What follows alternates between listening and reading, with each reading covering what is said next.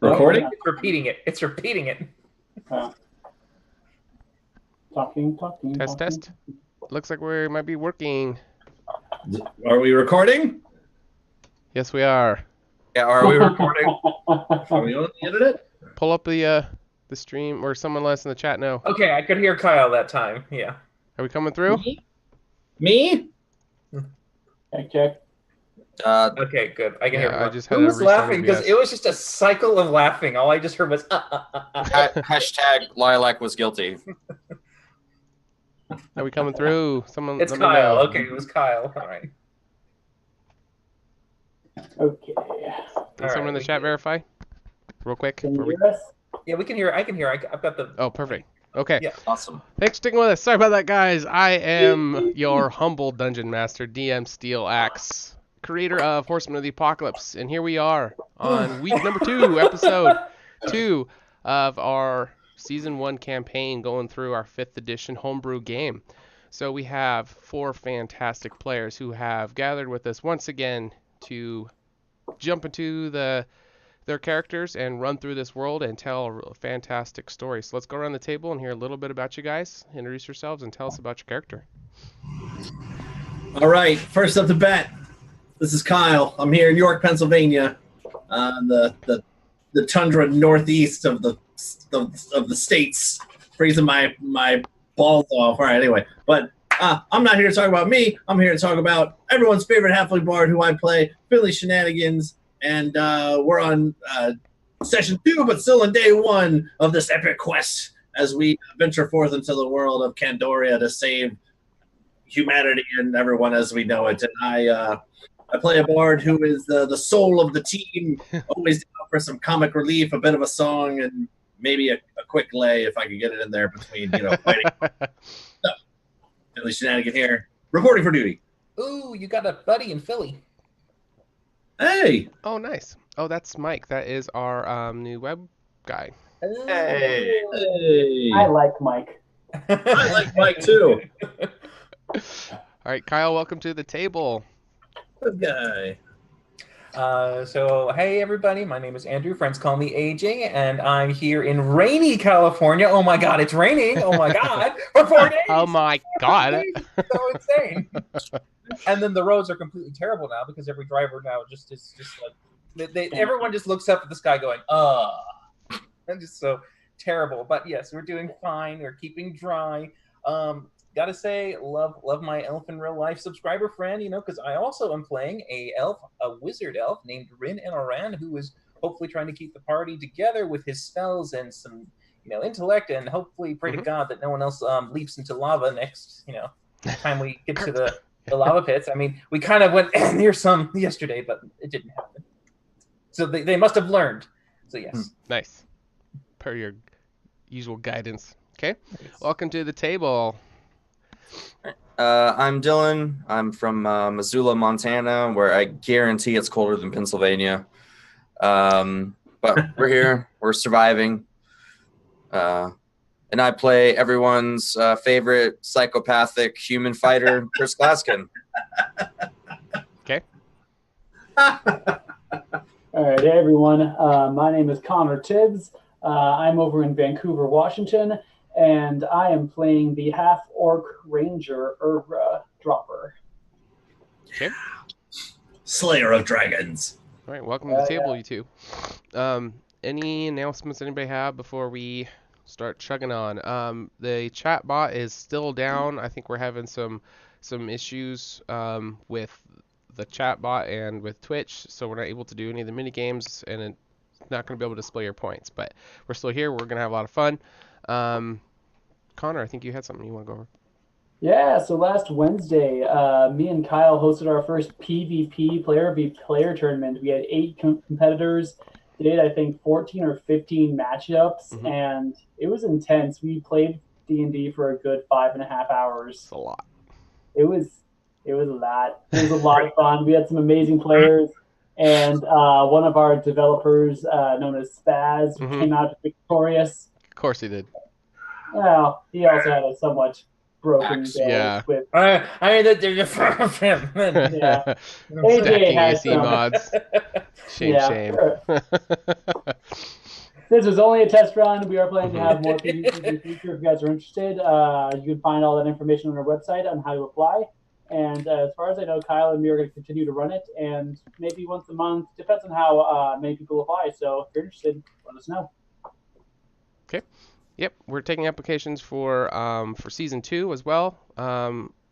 So season 2, talk show, the Red Dragon Inn, which might be getting renamed, but we're taking applications for that, and then also for our dev team. So yeah, shoot us. Check out our website, HotARPG.com. We have our sponsor, Dylan, if you want to plug them real fast, and then Sure. we'll go ahead and get into it. We are sponsored by Adventure Sense. If you don't know what Adventure Sense are, you should.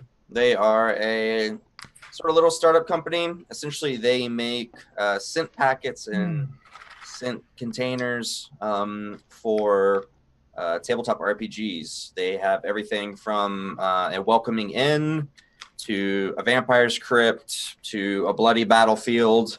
And it's really cool. It's another way to add another layer of immersion to your games. So go check them out. We have links below the stream. They're pretty well priced. Actually, they're extremely well priced. They're super cheap, and the scents last, I believe, anywhere from 2 years, as long as you cover them back up after you use them. Yeah, mine is still going strong. I mean, when did we get these? A month ago? Something like that. A little more than a month ago. Yeah, mine still smells good. Yeah, it's still good. Still strong. Cool. At the end It gets of better with age too. Does it? Well, mine does. I mean, it Oh. feels a little less. I don't know. When perfume is new, it's very alcoholic. So after a while, it kind of knows where it wants to go. Nose. Pun. Nose, because it's a smell. At the end of the stream, we are going to do a Q&A. If you guys have any questions for us, for me, for the players, for anybody who's on the team, we'd love to hear from you guys and love to answer anything you guys want to know. We will be doing a giveaway where we give away 10 HotA tokens. So these are pretty cool. We give away 10 of them at the end of the stream. And during that, we have the thing where we're going to spin the wheel and they got to do an improv role play thing. And then we also are going to be adding a fan arts of the week segment. So send in your fan art, HotARPG@gmail.com, if you would like to get into the running for your fan art to get selected. So we got some pretty cool entries that have been rolling in. So we're just going to start hosting the winner of every week. Pretty cool. Alrighty. So what happened last week? Let's jump into a recap. I think it's me now. Okay, good. Okay, I think I'm good. All right, so last week on HotA, we started the first day, session 1, campaign 1 of the actual session 1 of the campaign 1, like we're actually playing now. So, okay. We, the adventurers awoke to the Red Dragon Inn, and after having a hearty breakfast, found a new ally, a new compatriot, a new friend. We searched out Ivan, the leader of Candoria proper, and the one who has been told us he is a gathering adventurers for the upcoming HotA Horsemen coming. So he just in battle preparements has been gathering warriors and heroes to aid in the defending of the realm.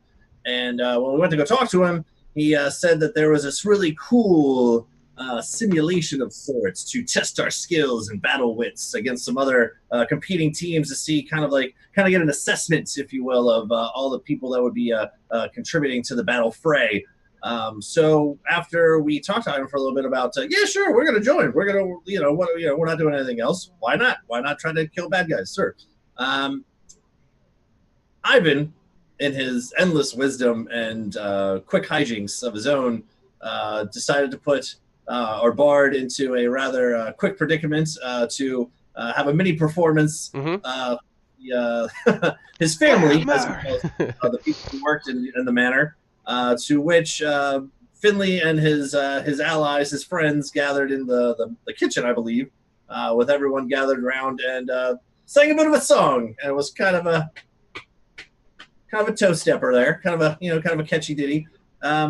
After some display and performance, we later went to the simulator and decided, why not set the tone? Our group first, out of 5 or 6 other groups. 5 other groups, yep. Okay, cool. So we sat down in these chairs, smoke filled the room, kind of took me back to my college days, and then we like traversed into another realm. Again, college days. Anyway, so as we awoke and the picture started to become more clear, we could feel the hot swelter of the hot cobblestones beneath our feet, and as our vision became more clear, the red hues and orange hues of freaking lava. To admit, Finley's own personal worst enemy, let alone kind of the groups at this point. And we were also in a cave, so double whammy of just balls at that point. As we made our way across this decrepit bridge of sorts, we stumbled upon this lava island, and to our eyes did appear was a mighty ancient red dragon that was going to be our team's test of battlement. And as the green light go, as you were, some our wizard turned. Kyle. Speed it up. Yeah. Oh, I'm getting there. Hold on, almost done. The highlights. This is our first battle. Okay, I'm setting the tone. Okay, so our wizard turned himself into Superman. Kurtz did his thing and like kind of got eaten, but was also killing at the same time. So it's really impressive. Okay. Finley turned himself into a dragon himself because holy shit, why not? And then Erdra with the final killing blow, new title, Dragon Slayer, and we came out to thunderous applause as people watched us on like this big screen. Mm-hmm. That's kind of where we ended. So we're gonna pop back out and see what the rest of the day holds for Team Shenanigans. Team Shenanigans. We need a better group name. You guys do need a group name still, gosh. so that is something you can think of. Finley and the Shenanigans. Until you think of something better. I just did it. From henceforth, we are hereby known as Glamour. We are just glamour. Glamour. The capital G. Already a fan. All right, so the smoke is still slightly pouring out the bottom of the hut as you guys stepped out to thunderous applause, and everybody is just screaming. And you could, I mentioned there was kind of a makeshift screen where everybody could kind of sort of see what was going on in the arena. And you guys stepped out, and everybody was cheering. And then you were ushered over to this kind of like this waiting area, and you guys are able to talk whilst the other groups are going. But the other 5 groups are in their huts, and they're all getting hooked up and then running through the simulation, and it's the same ancient dragon that they have to face. And, okay. Everyone fights the dragon. Okay. Right. Okay. So the other groups didn't watch your guys' fights, but the audience did. So they didn't get any kind of advantage. They were just sitting there waiting for their turn, and then the second group goes, and everybody could kind of monitor how it go, and then they can come out and go into the holding area. So afterwards, you guys are able to watch the next 5 teams go because you're out there and you can kind of see this monitor. So the second group they're each groups of 4. Just like you guys, different compositions for their teams. You're not sure what their levels are because that's kind of a mechanics thing. It's not like you wear a badge saying level 20. But you definitely got a readout before you started about how you felt like you guys were definitely more powerful than the other groups. And that definitely was solidified after watching their performances. So after these other 5 groups go and watching how they do, they didn't even come close to your guys' performance. None of them beat the dragon, let alone even did a good job. One of the groups even got blown, all 4 of them got blown away on the first breath of fire. That's funny. So, so everybody remembered your performance that you guys, all 4 of you guys did together, and definitely the crowd favorite. So after the other groups have come through and they have all been brought to holding area, the judges are over discussing, the results, but it's pretty much decided who won because you're the guys are the only one who even beat the dragon at all. But they're off doing their tallying thing. You can hear people in the crowd are starting to chant something. You don't really know what it is, but it's kind of like couple people here chanting something, and then more people are starting to do the same thing, and as it's getting louder and louder, you're starting to actually recognize what it is, and you hear white fang, Fang, White Fang, White Fang, and it just, it's building and it's building and it's building, and then finally, one of the Revenant instructors steps out and hushes the crowd, and walks up front and announces that your guys' party is the winner of this evaluation, but it's not necessarily you guys win, it's that we all win. Like, we all have hope. We have a group of people who show promise and who we can put our hopes into, so we are all winners in this moment because we are all here to prepare for the next Horseman that's going to come on the last day of the eclipse, and that today we are all winners. But the focus needs to be on you guys for doing such a good job in this, and the crowd starts yelling, White Fang, White Fang, White Fang. Right.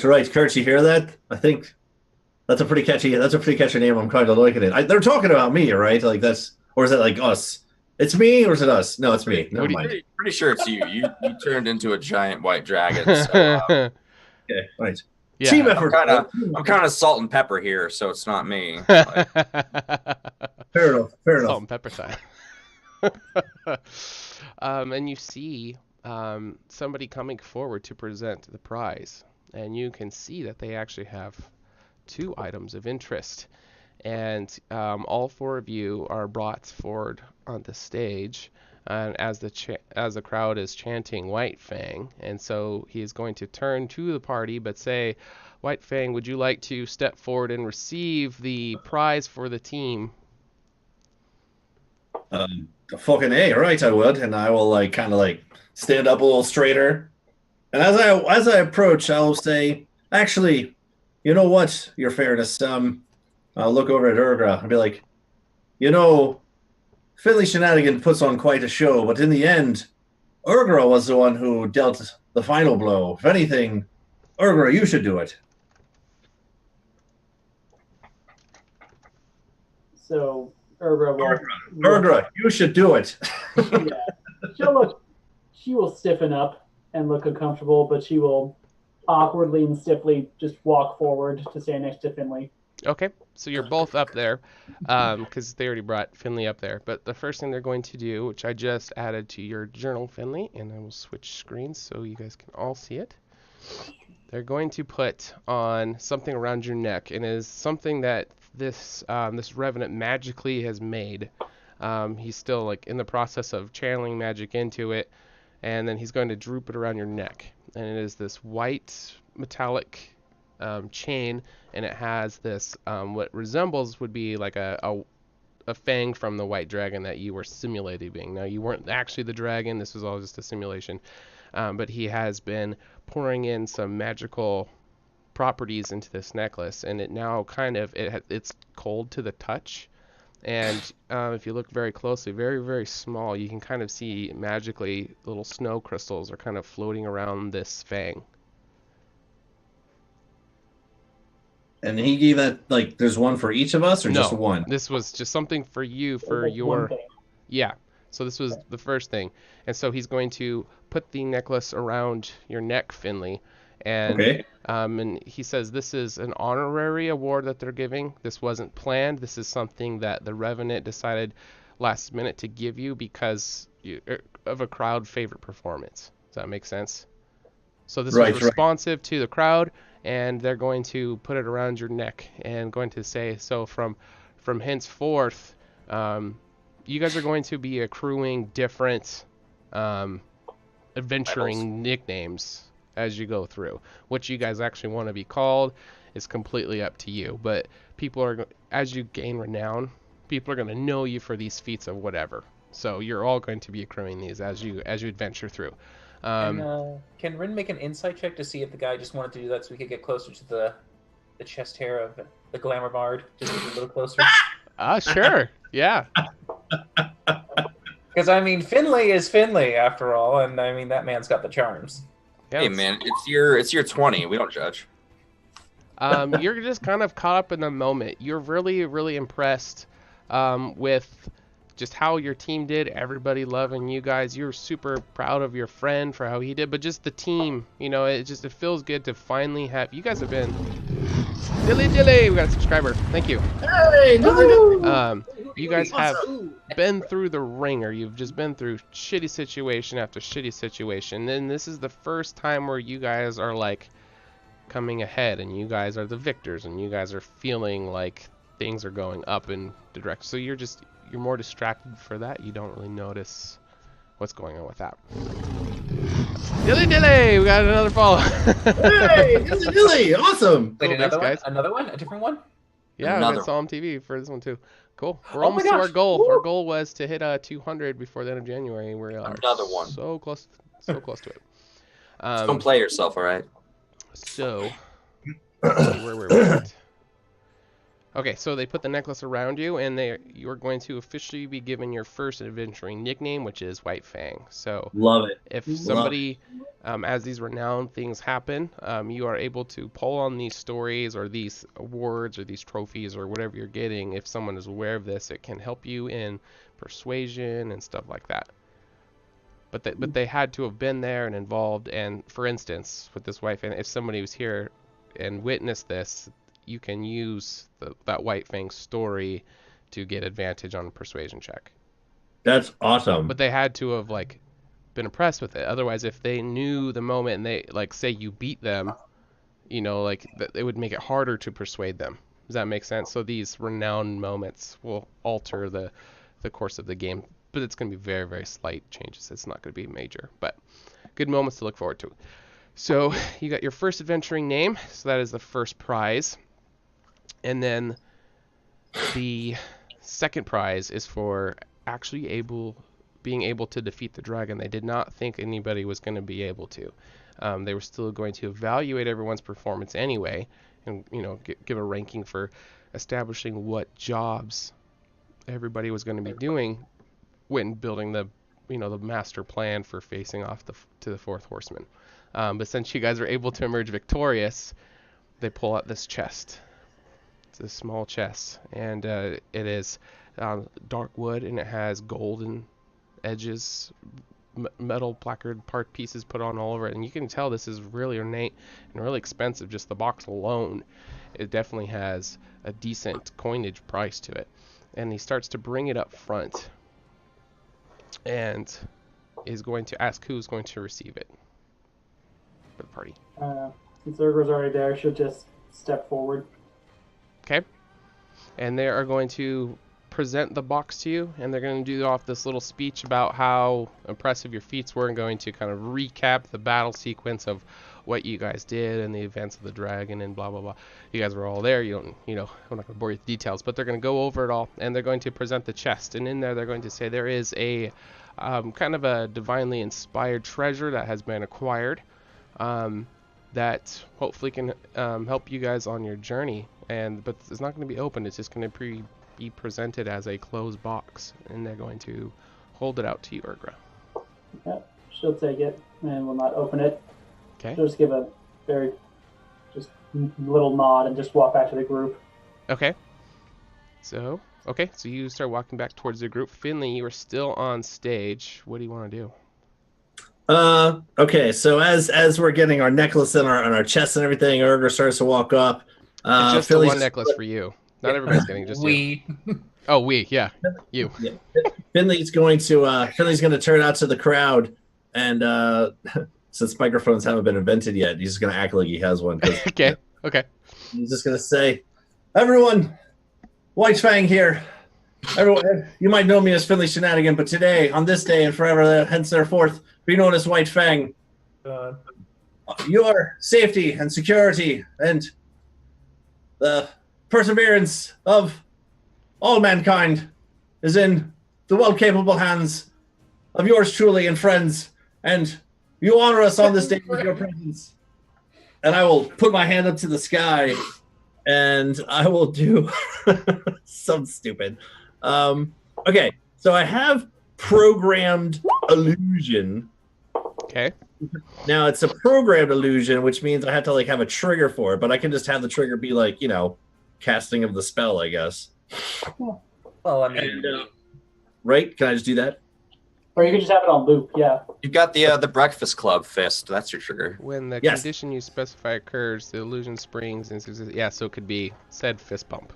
Right. So I put my fist in the sky, and as I do, kind of like create a little tremble in the ground that people feel, and just like coming out of the non-existence, like behind us on the stage or something, and everyone's out in front of us. I put my fist in the air, and this dragon just coming out of nowhere just comes up out of the ground. It's a big white dragon, and it just kind of flies up into the air and kind of lands off to the side, and like belts out this large roar to everyone. And then I post up some prestidigitation fireworks and shit. I'm like, my Fang.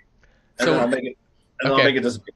So your intentions are that this is going to be this great fireworks display of just showmanship, and everybody is going to be like, yeah, continuing this chant, and you just won this necklace, you're on this glamour hype, and you're feeling like the cool kid in school, like everything's about you. And so your program illusion, this dragon comes out, and everybody starts screaming in panic. No, it's all right. Hold on. It's fine. It's just... Hold on! You hear children screaming, and in the front row, you see this. Fine. Oh shit! No, it's cool. You see this. I'll do like a clap on. You see this tabaxi lady standing in the front. She's and she faints, and this dude catches her. All right.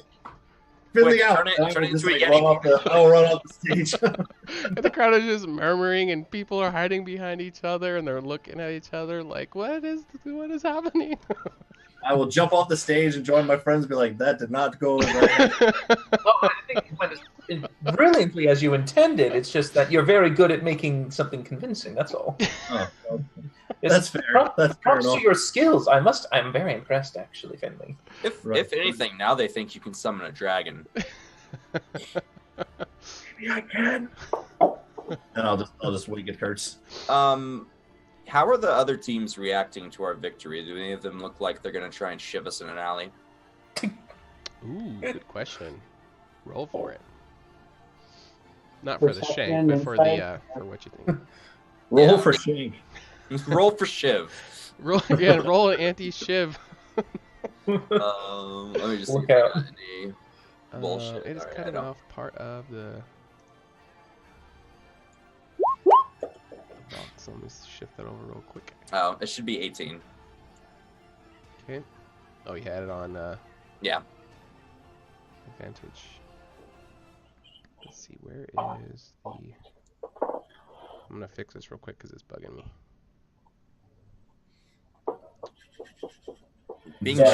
Being shipped as in an alleyway is not the way I want to spend the rest of the day. So. Yeah. And while Kurtz is doing that, I'm just gonna discreetly hand the chest over to Rin. See, take a look at that. I don't really trust the Revenant. See if there's anything trapped or magical or anything about it. Right.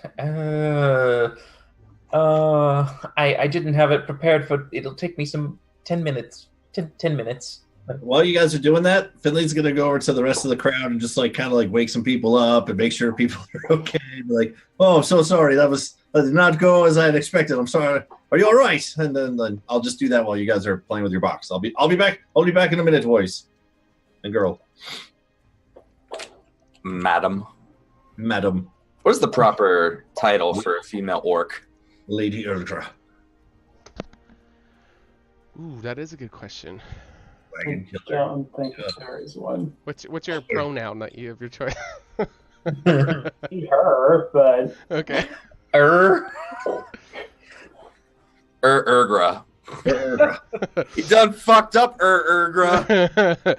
All right. So, what was your roll? 18. So the impression that you're getting from the other groups is more of they are happy for you guys that you were able to do it and very impressed with your performance. It doesn't seem like anybody is intimidated by the fact that you beat them. It's Shame. competitive. So I'm gonna feel bad when they die now. What's that? I'm gonna feel bad when they die now. Oh, Are yeah. you- Okay, gotcha. Can't even take down a fucking red dragon. I don't think they're gonna be able to stand against one of the horsemen. Well, I mean, Just the voice. ancient red dragon's no slouch, though.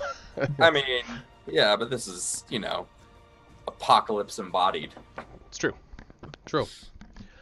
So just for clarification, that was simulated. You will not be able to become a dragon outside of this simulated environment. You're only going to be able to become creatures that you are familiar with, have seen or read about, or have some kind of knowledge about what they do, what they look like, their abilities, stuff like that. But since we were in a simulated environment, let's have some fun, and that was some great moments. But just moving forward, that's some clarification.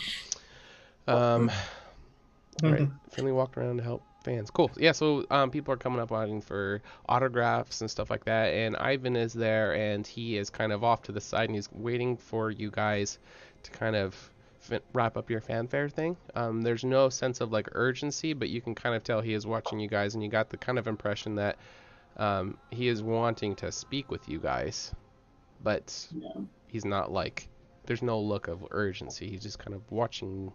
He's observing you guys and how you're reacting to everybody and stuff like that. Yeah. And by the way, I handed the chest over to Rin, and he's ritual casting Detect Magic on it, just to make sure there's nothing funky about it. Yeah, I'm just looking down. Okay. Okay, so you're in possession of the chest right now? How'd that spell go again? One more time? What's the incantation for that? Yeah. I can't remember what I just did. No. There you go. I That sounds right. I don't think that's what it was. Let's try one more time. I know. What? Let's see that in Why instant is this replay. part of my life? Every time I onomatopoeia, everyone expects me to repeat my onomatopoeia. It's onomatopoeia. It's spontaneous. Make up some bullshit Latin or something, Jesus.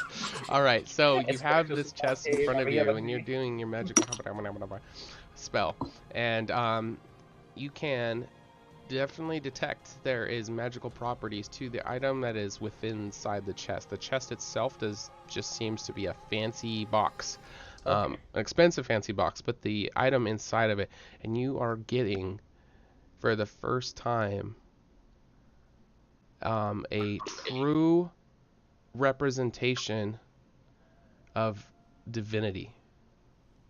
Mm.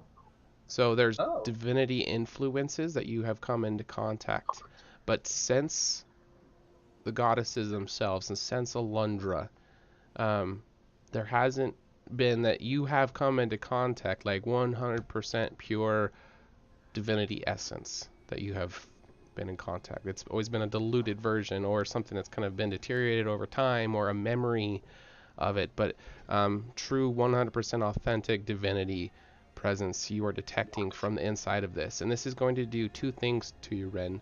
First of all, it's going to make you super excited. Getting to be in the presence of something genuine of the goddesses. But the second fold, it's also going to fill you with hesitation and almost a slight fear. It's just so much of a good thing in a moment of all this. It's almost like, is this too good to be true? Is this a trap? The good, it's only goodness that comes from it, but it almost feels too good to be true, if that makes sense. So any negative feelings is not from the thing itself, it's from personal flaws reacting to 100% good. Does that make sense? Yes. With my exhilaration of emotions as I am caressing wood in my hands, can I just do a little peek? Can I peek? Can I take a peek? Yes, you can. Okay, fantastic. What Okay. do I see?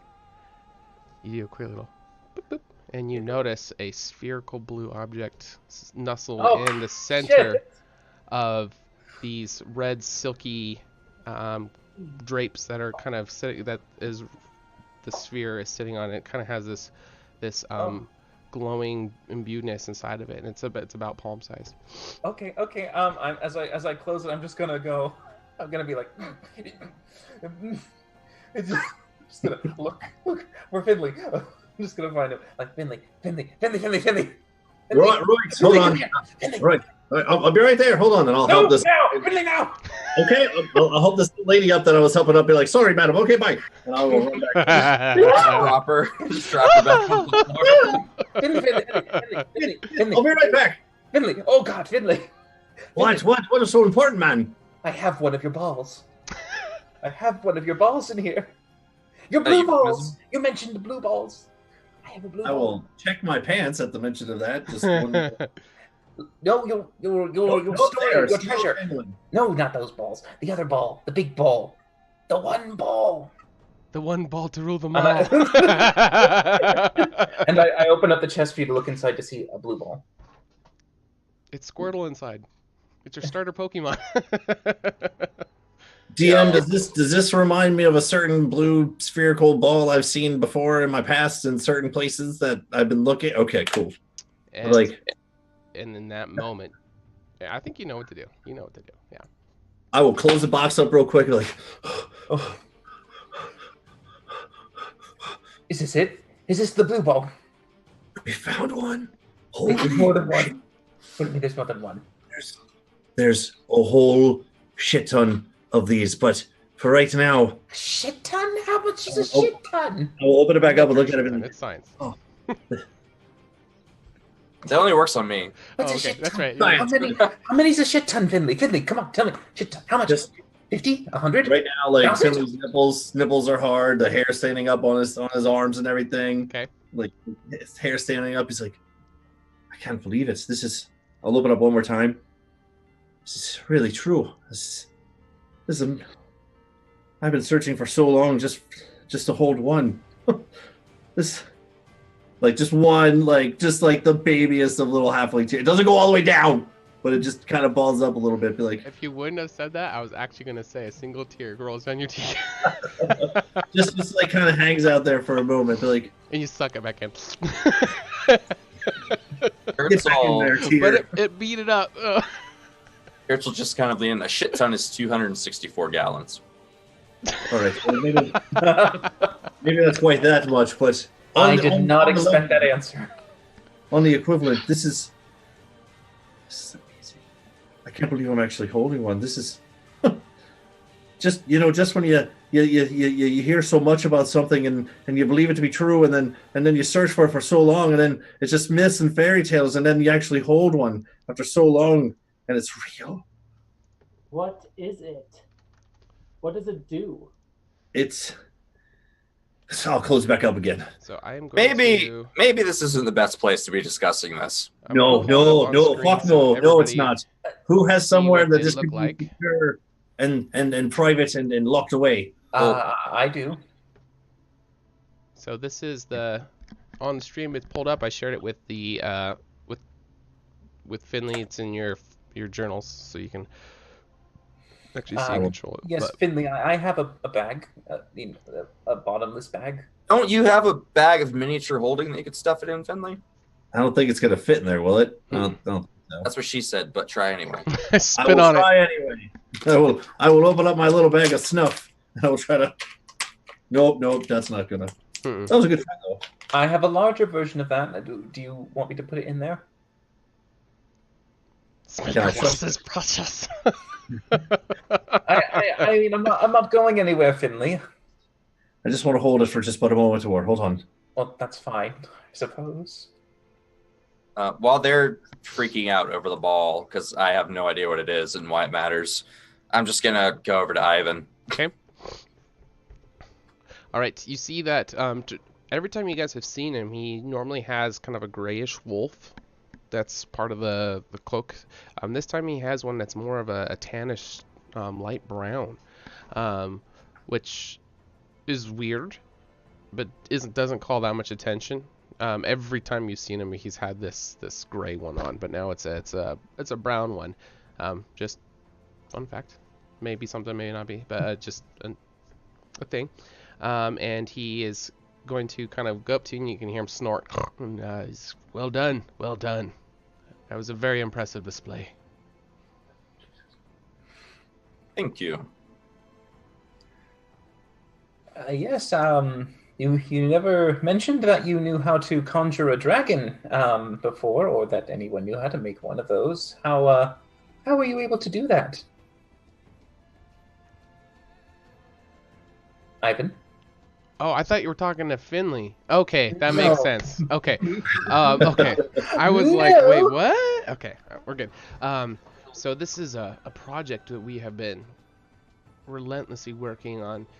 Puck, our tinkerer, and the Revenant have kind of been tirelessly putting mechanics and magic together to make this happen. And we have been brainstorming in our war council about ways to prepare for the upcoming Horsemen, and our imminent destruction is something that we are trying to avoid at all costs. And this was a brainchild that one of the instructors came up with. So we've been working, and I'm very pleased to see that it was able to come together. How was the process? Did it, from your guys' perception, how was it going through it? Painful. You said painful? Yes. Okay. It seemed real.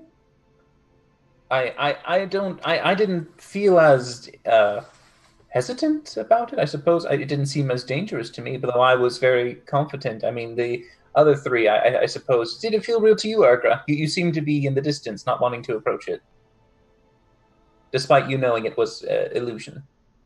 Well, my abilities seem to work well enough, but I mean, I don't know, maybe that dragon, its terrifyingness seemed a little OP, I think is a term that the kids use nowadays. OP. I've heard that. What is that? Orange peels? Outer planes? What Overproductive? Overpowered. Okay. Overpopulation. Oh, okay. That's definitely not a problem in Kandori proper right now. Well, I must. Go ahead. It just didn't seem as dire a situation for myself, but I mean, it felt real enough. Okay. We also knew it was coming, and we're told that we wouldn't be hurt in our real bodies, so that probably took away some of the fear. I mean, you say that, but it hurt a lot, actually. Yeah, when you were in there, you felt the pain and everything. When you come out, you weren't injured. Yeah. None of those spell slots were expended. None of those arrows were out of your quiver. You know what I mean? Like, but while in it, you felt and smelt everything. You have all those memories. I didn't feel a thing, honestly. Well, you didn't get bitten by a dragon. Well, it didn't even try to bite me. I went right at its feet. I thought it was pretty fucking cool. I've never been in something like that before. I mean, I've tripped balls before, but never to that extent. So no, that was pretty cool. I enjoyed it. It takes an immense amount of power, and we only had enough for six iterations, and there was the 6 groups. There were other adventurers who were wanting to go through this as well, but the resources to power up this device, that was every iteration that we could do. But if we are able to gather more of these resources up, and you guys would like to try to get some more practice or anything you guys would like to do, we might be able to do another iteration or 2 between now and when we prepare for the final battle. If this is something that will help you guys or something you need, just let us know. But these are very rare, hard to obtain resources. But we can try to make it happen if it is something that is beneficial. I would love to get the notes that you have and all the details regarding creating that dragon. Illusion, I don't know, recreation, whatever you call it. We have a scholar who's kind of been in charge of writing up the programs, if you will, about the different monsters. So they're trying to go around and talk to people who have faced different creatures, and that's what they're using the collective memories or the stories that they're able to piece together to make the best simulation of this monster. So there is a particular scholar he will reference to in how they got this dragon, the lore of this dragon, because no one has ever seen one that's alive. Right. Does your scholar friend have a name of their Ivan? He just refer to him as the scholar. Scholar. Yeah. Yep. What if you say they're collecting stories and that's how they create these scenarios? Mm-hmm. Correct. Mm-hmm. What if you had someone who had faced one of the Horsemen? That could possibly help out quite a bit. Oh, point.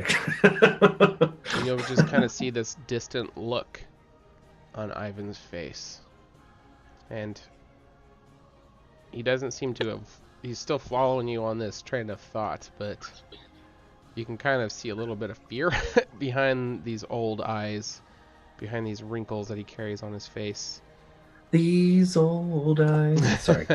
Because, with all due respect, sir, if they can't fight a dragon or even stand against a dragon, they really shouldn't be on field of battle against one of the horsemen. Right, but perhaps if we met with this scholar and he could take some notes from your interactions, maybe it would, run some more simulations. I mean, it couldn't hurt. I mean, the only thing that's really standing in the way of that would be this power source. I mean, is this packet a Hemi here, or like what exactly? It's a Cummins, man. Come on. Just wait 1 second. Finley, can come here for a second? Little question for you. I'm sure. Yes, over here. Just a tight quick. Oh, that spell that you cast. I think I'm familiar with it. Was it a very magic intensive? Did it have the potential that if you stayed in the form too long, it would be permanent? Right. I think I might have read the ingredients on it before somewhere. Yeah. And does it have the properties of permanency if left for a full concentration? I'm pretty sure. Yeah. Mm-hmm. Something like that. Now hear me out. Do you think it's possible that you and I could simultaneously produce this? Maybe I could produce it twice a day. You, I think, could do it once a day, or perhaps. Do you think we could, if with enough study, produce an army of dragons? Well, shit. Yeah, I guess perhaps. And I will like kind of like put my hand to my head, like I'm thinking. Is this whispered? Well, I mean, it's like softly. It's not like I'm trying to be quiet to everyone else. I'm just trying to be a little. That's a terrible fucking idea. Yes, Kurt, your opinion? You want to turn people into dragons and then leave them like that? Well, it's not necessarily entirely permanent effect. It can be removed eventually, but it would provide us with at least a stable source of some. Well, I guess better than just the average Joe Schmo going for the. And what happens when some of those people decide that, oh, I like this new power that I didn't have to do anything to gain and therefore feel no responsibility towards, and then they turn against us? Well, I suppose you can select them. Iron's choice. Exactly. You could do a process, a selection. It can be removed if there is a sufficient cleric or someone with high dispelling capabilities. They could nullify it eventually, or if worse comes to worse, we could just take them on ourselves. I mean, we've proven ourselves against a dragon before. What's another little one here and there? This is a crazy fucking plan, which is why I kind of dig it. Well, I mean, it just into dragons. Potentially, I have one individual that I could absolutely rely on, 100%. All I'm saying is, if you fight fire with fire, eventually you burn down the whole forest. We could potentially make Puck into a dragon. That's all I'm saying. Well, what about Butterbutt too? I mean, Jesus. He'd become like a pseudo dragon that goes into like a scale of the ancient. But I mean, it is a possibility. I certainly suppose is possible. We have 4 days, 3 days, a certain number of days before the. You guys are still on day 1, and day 7 is when the Horsemen. 6 days, 7 including this a little bit. So I mean, in theory, we could. I mean, you could do 7. I could do 14. That's a total of 21. It's a lot of fucking dragons, man. It's a lot better than 21 just random people who couldn't even beat the simulator. You know what I mean? Exactly right. We had 6 groups of 4, which is 24. So that means there's at least some left over that we could pill from. So right? This is crazy. And what if this horseman can control minds? Then we have a horseman and 14 dragons to fight against at the same time. Well,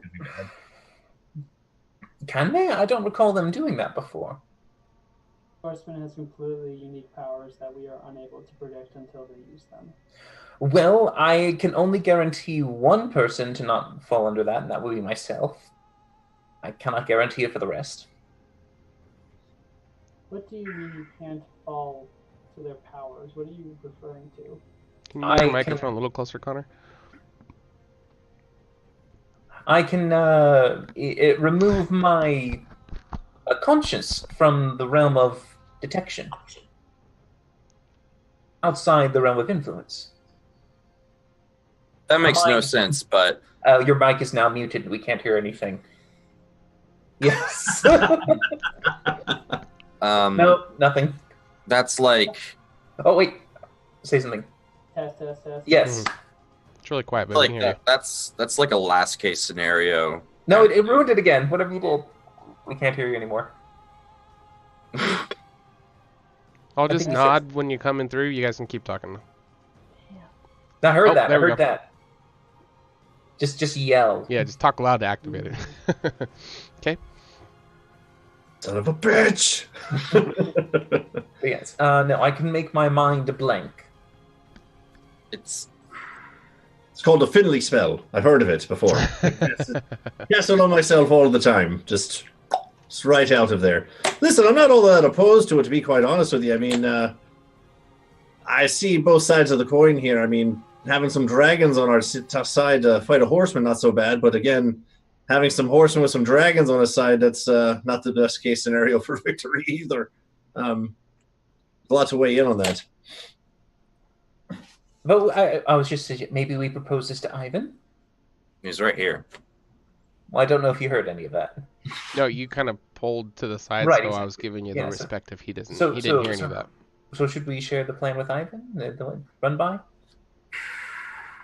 Ivan, come over here for a moment, please. that. Yes, what is it, my friend? Finley, Urgra, and Kurtz and I all have come up with an interesting proposition. No. They came up with the idea, and I am the messenger. No. It's a group idea. No, it's not. Well, at least it's a Finley and I effort. We can do it. Those two are not very magically attuned, but that's fine. So Finley and I were thinking that, similar to what you saw him do in the simulation, we could recreate, potentially, more dragons, and they could be of our fellow adventurers who did not necessarily do as well, but they could then become monstrous dragons to fight the horsemen. What do you think? And they'd be permanent, but it's not necessarily permanent. It can be removed with enough force. It can be dispelled. So it's not necessarily a, forever sentence. He will wait a while before he answers, and you can kind of, you're starting to pick up a kind of a pattern that Ivan doesn't hastily, anything he says is purposeful, and he brings thoughts out to a natural conclusion before he acts on them, and he takes quite a bit of time to think about this, and instead of giving him a yes or no answer, he will kind of pause, and there is many things that could happen with this. So this is something that should be brought up in a war council meeting with the other tribal leaders and the elders and stuff like that. So if you would like to be present for one of these meetings and bring this up, we can discuss the risk of a decision like this. We're being very methodical with all of our planned actions against this upcoming horseman. And we want to make sure that we do the least amount of collateral damage to our people and to our cities and to our crops and everything, because they have all endured so much destruction from these creatures. We don't want any blood to be on our hands while trying to defend. All right. Well, true enough. I mean, but it was a thought, and it's just, if we do make it, we probably should do it sooner than later because we only have so much time. But you gather them, and you talk to them, and you bring about some thoughts and concerns, and then we can address them later. Okay. Out of curiosity, when is the next War Council meeting? In a couple days. We only have Maybe 7 called a little days sooner. left. When is that? What's that? You're really hard to hear. We only have 6 days until the Horsemen arrives. Mhm. When is a couple days? It's in 2 days from now is when the next scheduled war council is. All right.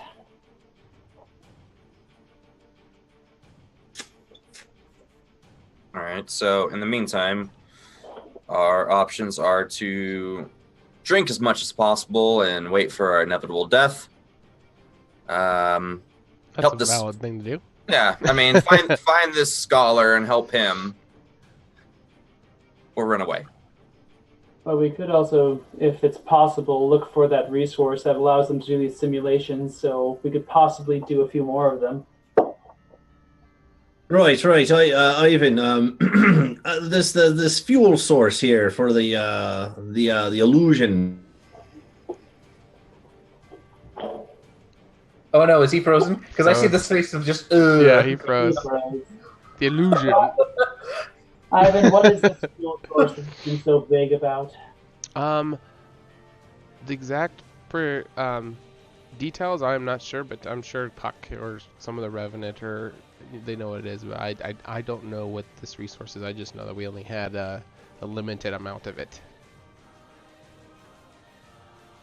All right. Well, in that case, is there anything else you need of us, Ivan?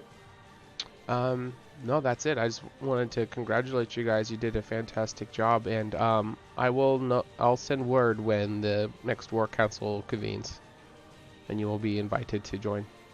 Yes, if it be sooner than later, please.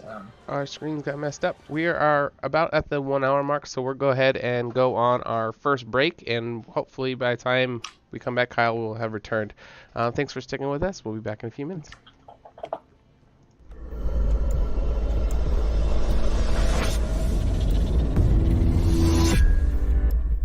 It comes up, I just do one of these deals where it's just like jumping all over your body. You'll see the vendor just cracking up. She's not just a client to me, Your Honor, but she's a near and dear, true friend.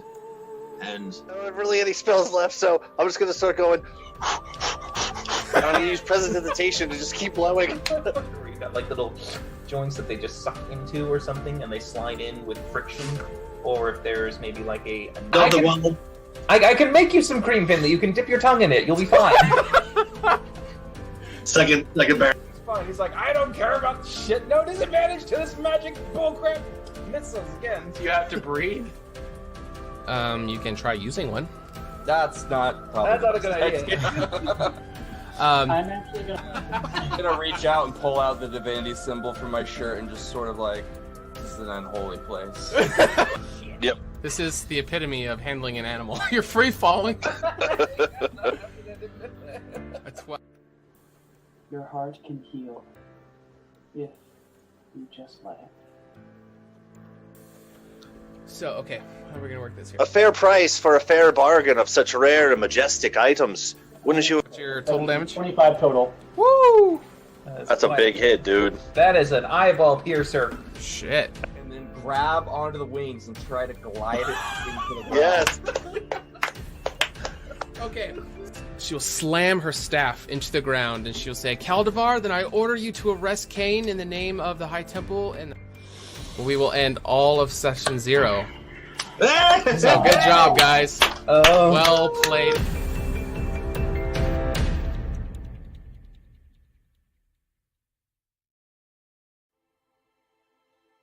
Hello there, everyone's favourite halfling bard, Finley Shenanigan here. Being the soulful adventurer that I am, and known for telling a tale or two, pull up a stool, grab a pint, as I tell you a story about my favourite hero, me. In my years of travelling, I met people of all walks and cultures. Although the Horsemen coming didn't affect me directly, I saw the toll they left behind. The destruction and devastation these villainous beings left in their wake sparked something within me.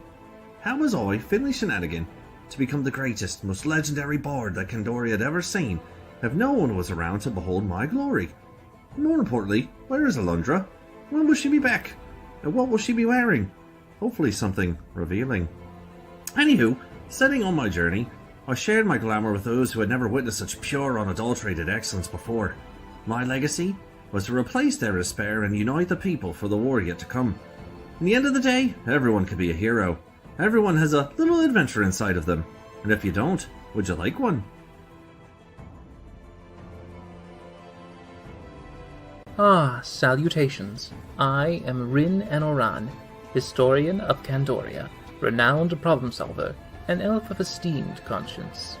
When I became of age, I set out as a Rena and departed from my home of Othalos to the city of Egoras to study the arcane arts. With some difficulties, I was able to teach myself while working as a scribe in the library of Alashar. There, I produced a masterpiece of Candoria's history and its secrets. My manifesto, the true record of our world. However, even my aspirations dwindled when Alundra's guidance vanished, followed by the devastation from the Horsemen's wake. Despite all the wounds we have suffered, I shall never let our existence be forgotten, for I believe our best hope lies with our knowledge and story made eternal.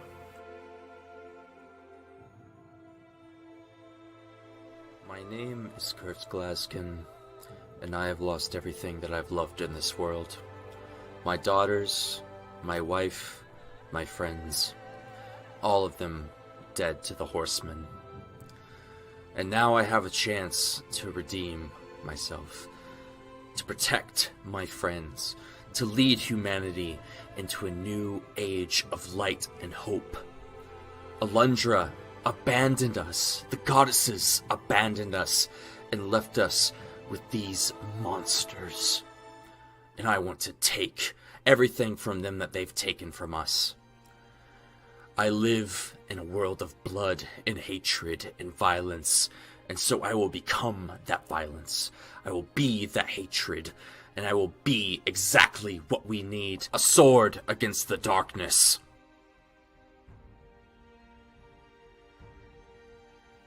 My name is Urgra Dropper, and I am a dependable ambassador. I was the only half-breed in my mother's tribe of orcs where the threat of being eaten constantly hung over my head.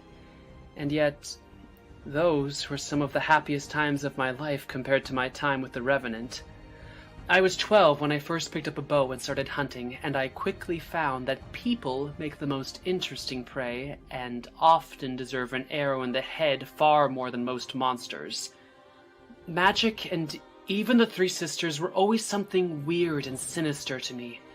That is, until by chance I crossed paths with the High Priestess Alundra, who showed me that magic, like everything else, can be used for good or for evil.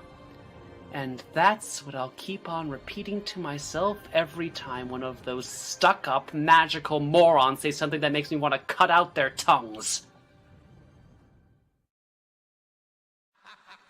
The following program features adults using adult language. You have been warned.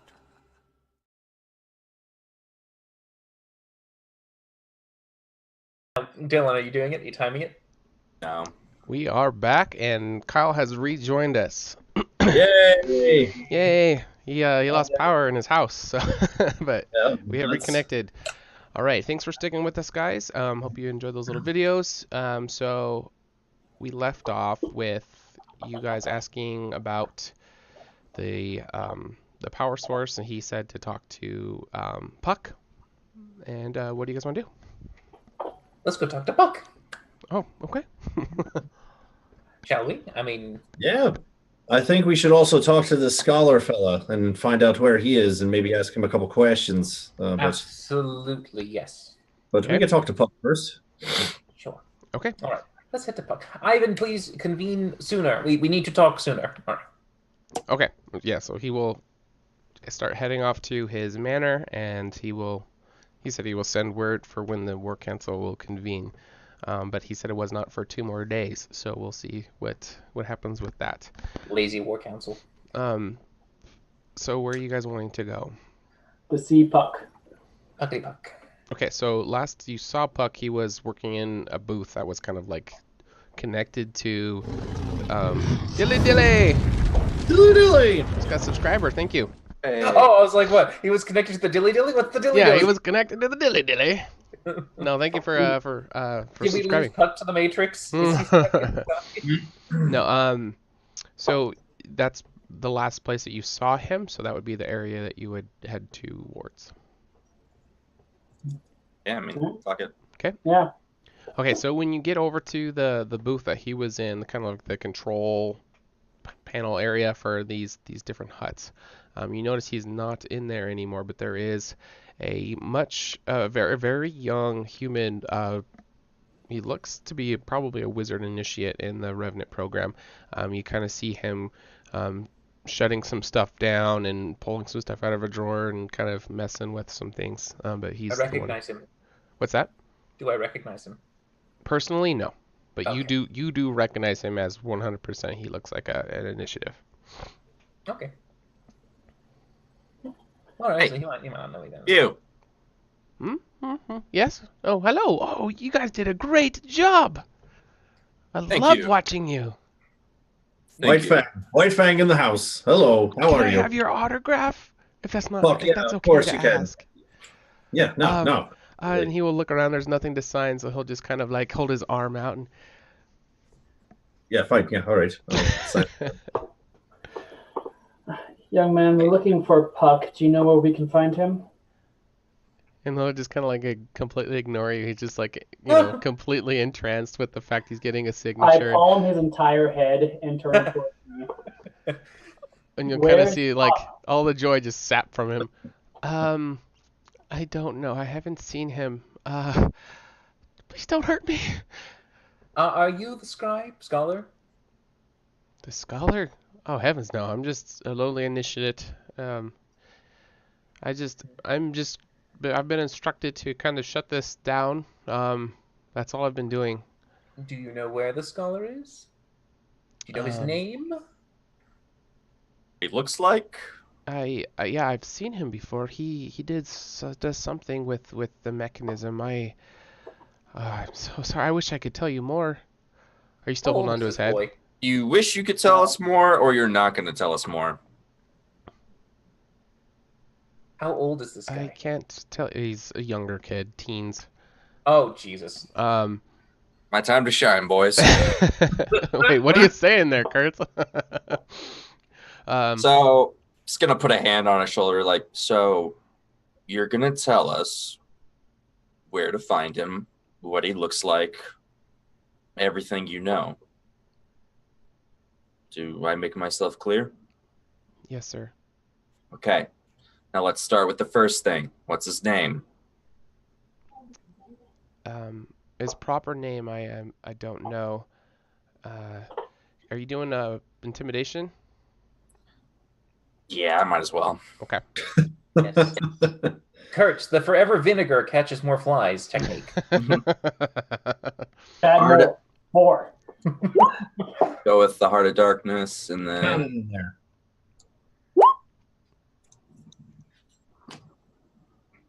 16. All right, that's definitely enough for a little kid. not being outwardly threatening. It's more of just like the tone than anything else. Like, you should really do what I'm telling you. Listen to here, do son. Right now. This man's talking to you. You're gonna do what you're told. Yeah. All right. So he will seem completely submissive to you, and everything that he is saying during this interaction seems to be the truth.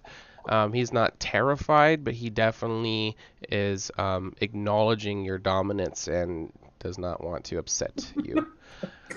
So go ahead and what was the specific questions? Name. I've only known him referred to by what I've already told you. I don't know his proper name. Fantastic. Appearance. He's an older man. He has facial hair on each side of his face, like big mutton chops. He has a very large backpack that has a bedroll that he wears all the time. I don't know why. Strange. Those would definitely make him stand out in a crowd, though. Does this ring a bell to Rin? Has Rin ever seen this man before in all of his years? Yeah. So I don't know if you've actually met him, but being an information gatherer and this guy being an information gatherer, you would definitely have heard of this, and this would check out from what you would know. Is this fucker a competitor? Possibly. Ooh. Okay. Where is the best place to find this guy? He is currently out of town. he travels immensely. He set up the programs, and then there was some journey he was going to take. I don't know where that took him, but all I know is he's not here unless the information I have is wrong. But as far as I know, he went on that journey. Okay. Last question. What powers the machine? I don't know. Is this scholar person, is he human? Yes, he's human. Oh, you know him? Oh, well, run along, child. Yeah, he's human. I know enough of what it is. It's a revenant. A revenant is going to be a human. They're always racist enough in that aspect. I've been instructed to continue shutting this machine down. Do I have permission to? Right. No, you're fine, lad. And by the way, what is your name here? I didn't get a chance to actually say like too, biggest fan here. What's your name? And he'll kind of just doe eyes staring at you, and he'll actually just run off. He'll take off and run off in the other direction. All right. No, come back. What a shame. I'll pin on that then. All right. Okay, you're gonna stop him? Yeah, I'll be like, come back, and I'll just kind of Okay, he'll stop. on his shoulders and like steer him to Finley, and like have your little, have your time. Right. Come on. We're not done with this. I don't understand what I've done wrong. Nothing. You're meeting your idol. Come on. They I'll say step not to outside. meet your heroes. I guess they were right. Quick with the name there, lad. Quick. Here we go. I gotta be honest with you, White Fang. I don't want your autograph anymore. Well, that's just insulting. I will wipe that shit off. All right, fine. He's spitting on his arm. You don't need it then. Fine. Get the fuck out of here. You weren't the heroes I thought you were, and he'll start to cry, and he'll run off in the other direction. Oh, brilliant. He was a little bitch, wasn't he there? All right, well. He will not survive the next week. He was a child. He was no more than, 16, 15? That's what we're fighting for here, everyone. Just remember that. This is who Here we go. Oh. Right, well. Listen, Rin, the last guy intimidated, I hit him in the back of the head with a manicore tail. This kid got off easy, all right? Maybe you should just lean a little further away from your intimidatees. Maybe lessen the blow. I did nothing to him. I didn't even hit him. You spit on a child. You looked at him, Kurtz. That's enough.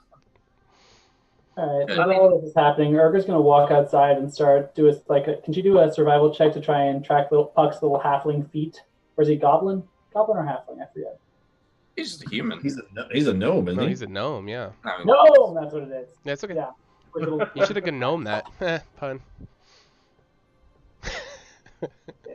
I can't get away from puns. Last week, the chat was like, every 3 seconds was a pun of what was going on. All right.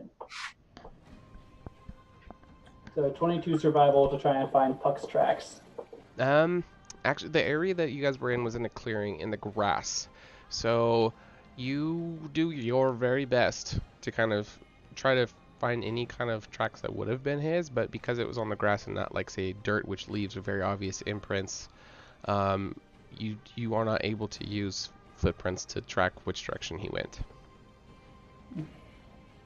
But you're very confident in that if you could have, you would have found it. You just didn't.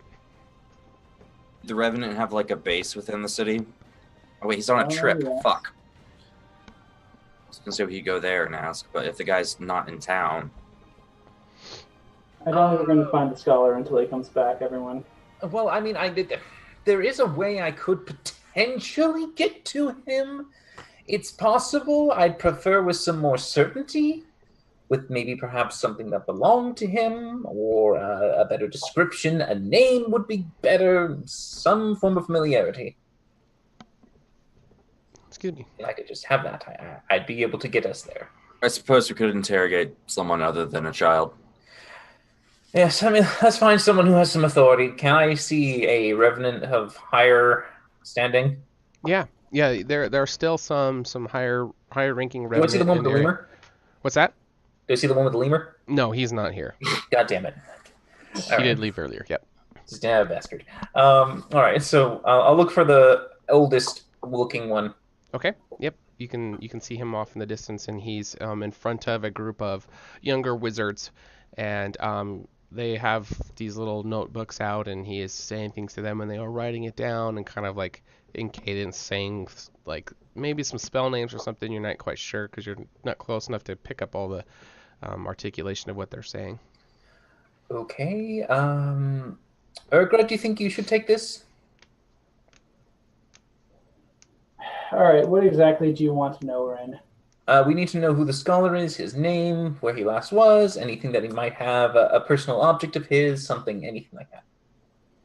All right.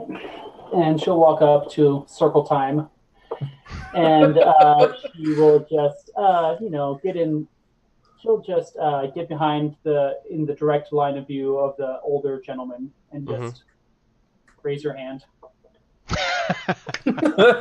And he'll continue over and say, like, you catch his eye. Yes? Can I help you? I certainly hope so. I'm part of the group containing White Fang, who just performed so wonderfully, and we were hoping to get some more information. Would you be willing to help? Of course. Like, he is in the middle of some kind of lesson, but all his initiate students are all like really, really excited that, someone maybe who's slightly celebrity status has come up, and they're all kind of like, fuck the lesson, like, we want to focus on this. But you can tell you're getting the impression from him, like, I'm in the lesson, but all my, I've already lost my students anyway. So, yeah, what can we do for you? And then kind of like, for the sake of his students, like, if he didn't talk to you, he would kind of lose cool points with the kids. You know what I mean? So nerd. My friends and I are actually trying to get a hold of the scholar, the person who helped create the dragon in the illusion. Do you know anything about him? I do, actually. What can I tell you about him? Do you know his name? His name is Bartholomew, and he frequents the Red Dragon Inn quite often. He's one of the patrons there. And I've heard that he just left out of town. Do you happen to know where he was going, what his mission was? I don't know where he was going, but he was gathering some intel for another possible creature for the simulation that we've put together. He should be back in a few days. Speaking of the simulations, my party was thinking about possibly gathering more of the power source, but no one seems to be able to tell us what it is. Do you know? It was crystalline in nature, but I don't know what type. All right. And sorry, one last question. Aside from the Red Dragon Inn, does Bartholomew have a abode in the city at all? I think his base is in a nearby village, but that village has kind of been absorbed by Candoria proper in recent years. So I know he's here a lot, but he's not here all the time. I don't know of all of his whereabouts and his comes and goes. I do see him from time to time, though. It's more if we wanted to leave a letter at his place, that sort of thing. Do you have a forwarding address, that sort of thing? He does. He is a frequent patron of the Red Dragon Inn. I would say probably that would be your best avenue for leaving something for him. All right. Thank you so much, Elder. I wish you a good day. And with that, she'll turn around and walk back to the group. Okay. And he will kind of thank you for, allowing him to look cool in front of his students, but kind of like the adult to adult nonverbal communication of that. I don't know if you pick up on it, but he's kind of like thanks, dude, but then like kind of tries to steer back a student. All right, settle down, let's get back, pull out your, hey, let's get back into this. And they're all kind of like watching you kind of walk away while pretending to be back in their study. So I'll walk back up to the group and go to Rin. So apparently his name is Bartholomew. He generally hangs out at the Red Dragon Inn. I was trying to get some sort of home address so you could possibly find something that belongs to him, but that was a dead end. Apparently his current mission was to gather more information on some other creature that they could use in one of these simulations. And as far as that man knew, the power source is some sort of crystal, but he didn't know anything else aside from that. Well, all right. I suppose that Good enough. We could leave word, I suppose, at the inn, and then if he is... Well, hold on. That information, Rin, does match up with your vast knowledge and history of just random things that you just happen to know. Crystals are a major used conduit for many, many, many things. They can be imbued with magic, they can be imbued with power, they can be imbued with things of even like science hasn't explained what it is, but they are a battery, they are a cell phone, they are, they can be used for many different things in this world. So that makes complete sense. You don't necessarily know the interworkings, or what her saying that doesn't tell you, oh, it's this one, but that completely makes sense to you. Yeah, Rin's got a crystal around his neck that he uses as an arcane focus, Mm-hmm. so yeah, he totally believes it. Okay. Well, if this guy's looking for subjects for this simulation, then maybe we should just ask and see if there's any kind of big, nasty creatures around that he's going to study. Like a den or something like that. Maybe that's our best chance in finding him. We can assume that it's not going to be like generic goblins or bugbears. I mean, shit, there was a dragon in there. Well, do I know how high experienced of a wizard he is? Who wizard what? Which wizard are you asking about? What? How experienced is the scholar? The scholar. You don't know that he's a wizard. Isn't he a revenant? We don't actually know that. Yeah, well, he might be. You have not been told anything. If you came to that conclusion yourself. Yeah, I did not say that. Mm-hmm. That's why I was who wizard what. Urga's a revenant, and she's not a wizard. Well, she has the potential if she wished to study hard enough, I'm sure. No. Yes, you have it in you. They would accept you enough to go into the studies. No. And, Urgra, talking to this instructor, he didn't act weird when seeing your eyes, and he saw your eyes. He didn't say anything. He didn't react. And you have this preconceived idea the magic users will, because they always have, but that was the first time in a long time that a revenant treated you like a person. Yeah, like a normal person. And I think that kind of, like, you didn't notice this at first, but you came in there with kind of a preconceived notion, but then walking away kind of afterwards, just that lingering thought of, what? Like, whoa, that was weird. And that memory's going to kind of stick with you. Mm. Spy, kill him. She's a witch, burn her! Look at the warp! Yeah, but I do like Kurtz's idea. It makes sense that if he was going to find something, it probably wasn't a big secret. My assumption is that he's going to be off searching for something, bringing it back, and for us who are going to be facing something, we can use the simulation as a means to safely practice without the risk of losing your potential champions at the time. As to where he is right now, if he does or does not have a revenant following or using him, he might have teleported somewhere. There are circles that are across this continent, so he could be in any destination, and I know none of you know how to activate any of those, so I don't really feel like you'll have any success finding him. I pay a wizard to do it.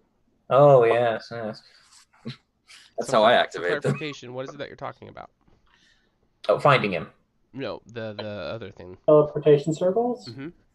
Are those not things in Candoria? I'm not saying they're not. I'm just, for clarification, because everyone's learning, the viewers are learning this, you guys are learning this all together. Not in character, out of character. What do you guys know about transportation in Candoria?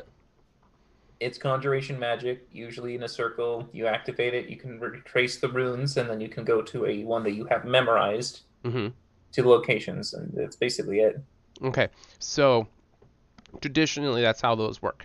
How they are operating in this world, it's instead of it just, I create them wherever I want. This is like a platform. It's like a bus stop. And there are predetermined... Dilly! We got another follower. Hey! Who did lead? It's like Balalika. Who became our friendly neighbor? There are other bus stops around. that is not a mechanic that's going to unlock until you guys in character learn about it. You know, like there's a thing that's going to activate this. But just so you guys know what to look for, because you would know this, living in living in this world, you would have used these before. That these are bus stops, if you will. All right. So anyone can activate them, or do they have a bus attendant at the? An attendant, yeah. So the Revenant are the ones who source the magic for this, and they kind of have specific like jobs. You know, like there is the person who activates it. You know, and you would tell them the destination that you want. And there's usually a very small coinage. It's not a mandatory. If you can't afford it, you don't have to. But this is kind of, it's not a fare. It's kind of a donation, a thanks for this dude for. That's what he does. Does that make sense? So if you can't afford it, you flip him a coin. That's just kind of the custom. But if you are povertish or you just don't want to, you don't have to. It's not like you're going to go to, over a cliffside if you don't. Like they still do their job, but it's just, it's polite. Kind of like tipping a waitress kind of a thing. You don't have to, but they're going to be like, Well, yes, so either way, I don't necessarily recommend trying to go on a wild goose chase necessarily for this one individual. Seems a bit pointless. Well, am I correct in saying that you can't do your whole dragon army thing until you talk to him, though? I wouldn't want to risk it until I fully analyze the materials he has. To create a creature that has long been absent from the world is very difficult to just rematerialize it without having some grounding, some pieces of information. I saw a bit in the stone caves, but that's not necessarily the best information. I'd like to get more, perhaps, to try it out before I even dared morph the reality of one person into another thing entirely. It's a bit risky. And you have a strong feeling that the reason why it worked was because you were in a simulation. That it's probable that you couldn't as easily become something that you were unfamiliar with. Yeah. But I could turn everyone into stone giants. I have seen those, so I could do that. I'm already as strong as one. And we have someone who's the fastest to do. Super fast. But yes, if there's any other creature that we could potentially substitute dragon for, I could do that as well. However, dragon seems like the most beneficial should we want to have this be a plan. But yes.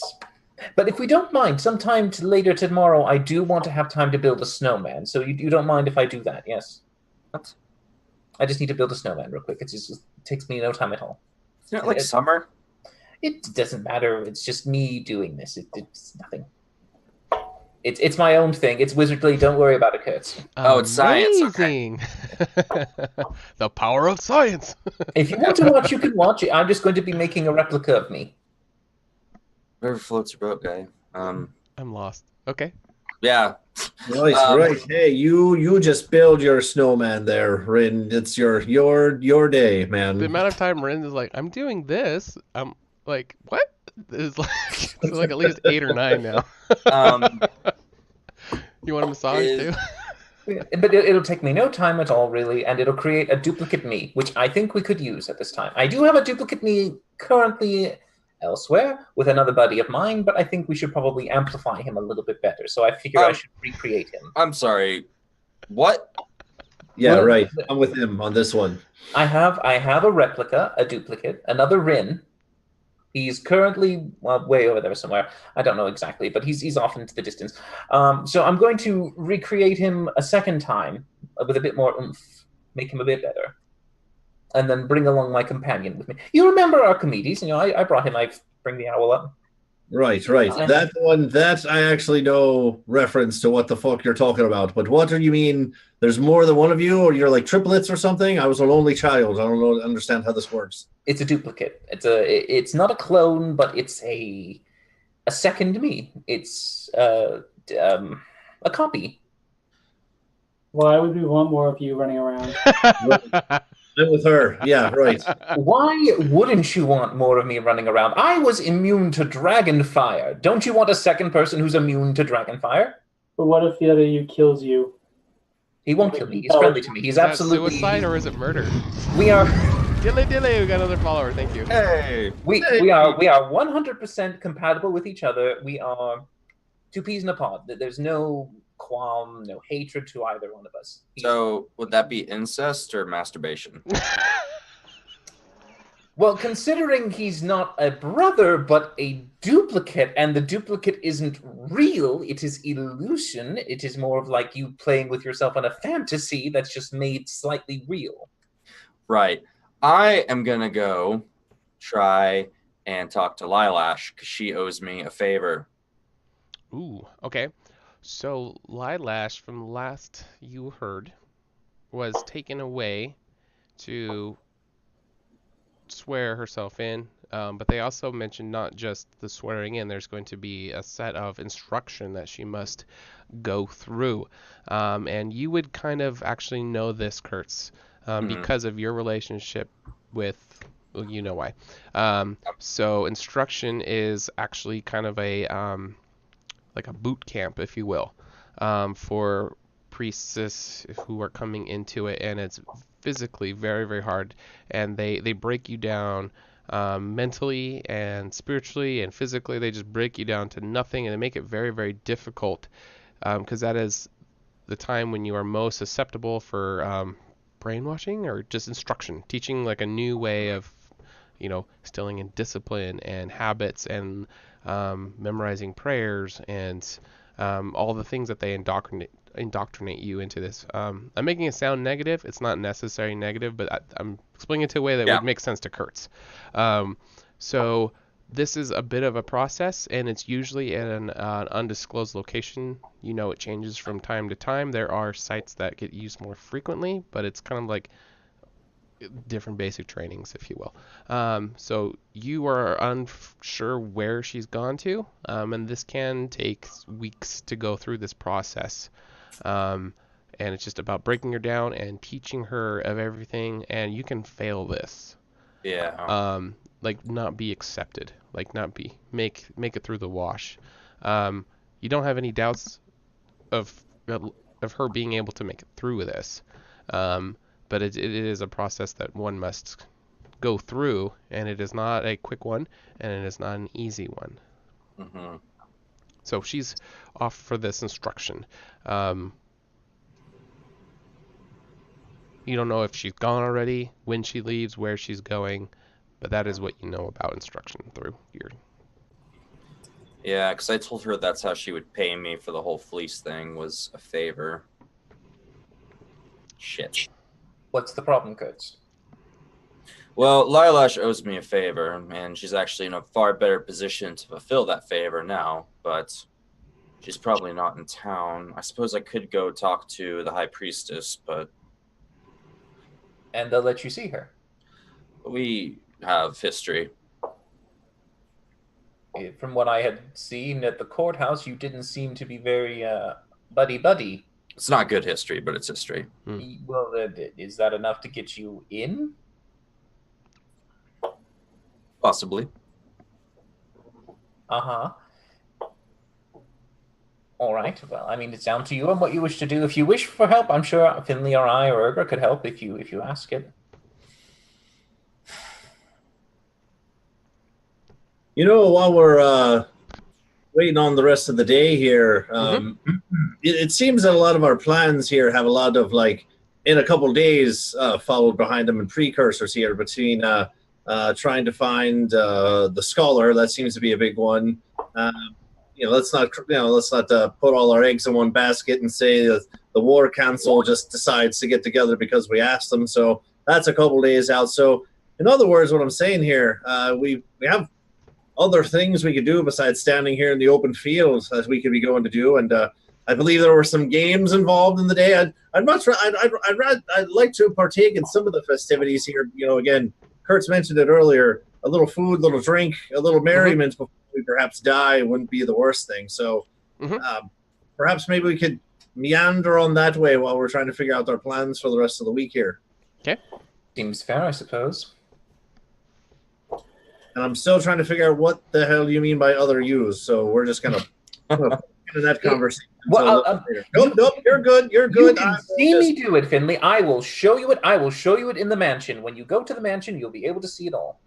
Oh, all right. Well, it's still a little trippy there, but all right. I'll take your word for it till I see it. Till I really put a visual and put things in connotation. It's perfectly fine. Yes, you'll eventually understand.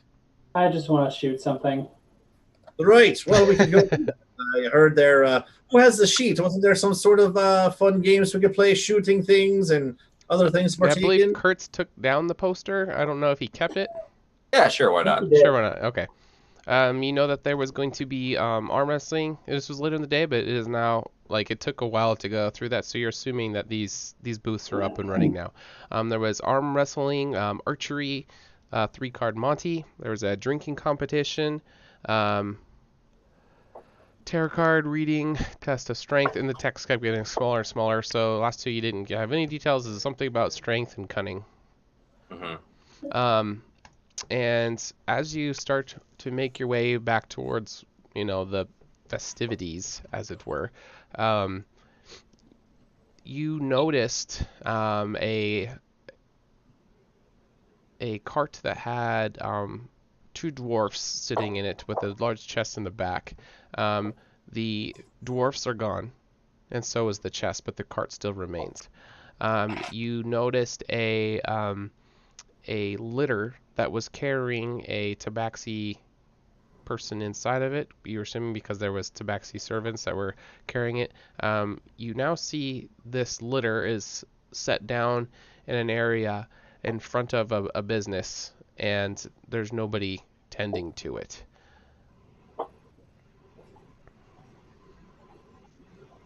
Strange.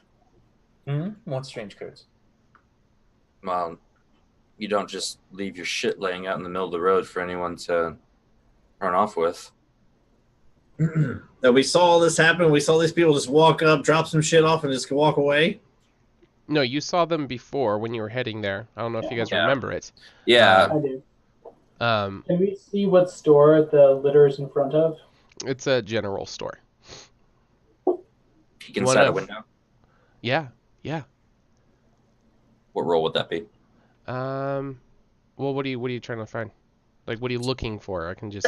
I mean, it's an open window, so... Yeah, I'm just trying to see if anything, like, shady's going on. Okay, you peer in there. You see 2 people who appear to work there. And there is one tabaxi servant, one that was carrying the litter. You see one of them in the shop, and he's just kind of looking around. He's a cheetah, and he's just looking at all this general shop stuff. I'll just relay it to the party. So only one of the servants are inside, but where's the cargo, for a better term, and the other 3? You're asking for where a random person went in the city? I'll just kind of walk over to the thing and sort of, like, open the curtain. Like, what the fuck's inside? What's inside the shop?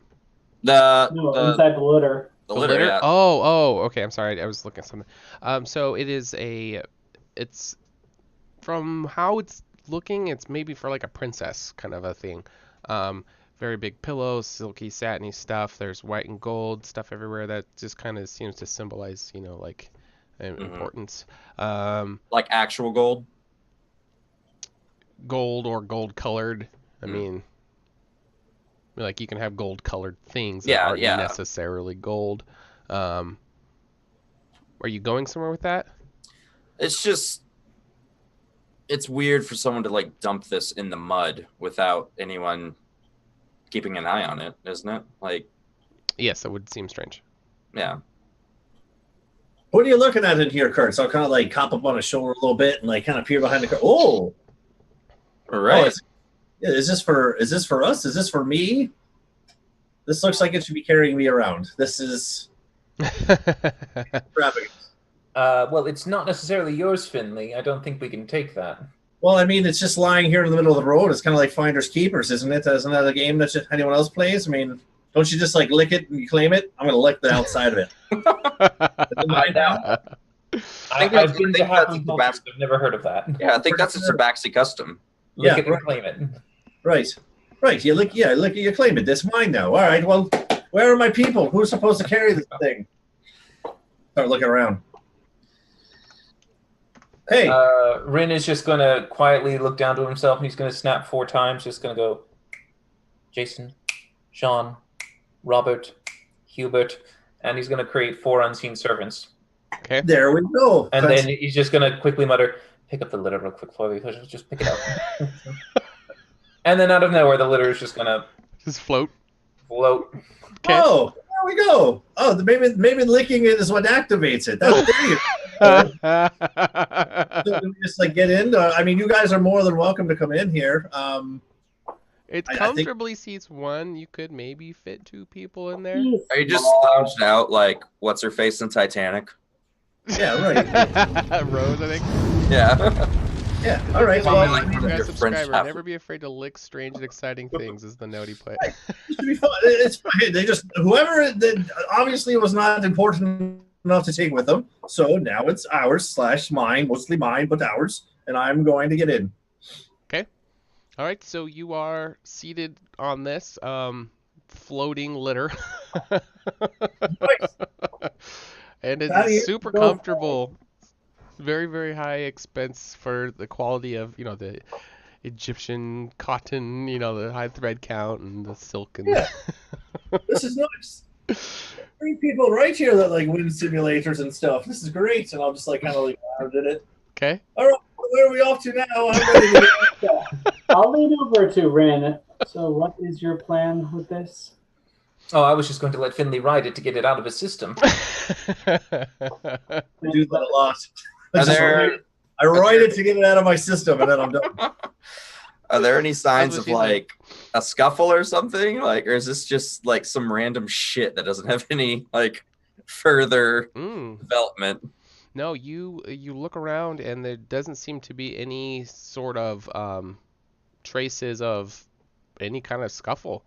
It's ours now. Let's go find some games. The first time you saw them, they seem to be unrelated, but the fact that both of these are stopped in the same spot, maybe they are,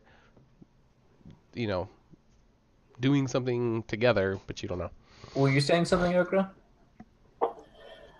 No, I mean, I was just a little concerned about if the owners actually came back and found that their litter was missing. Urgra,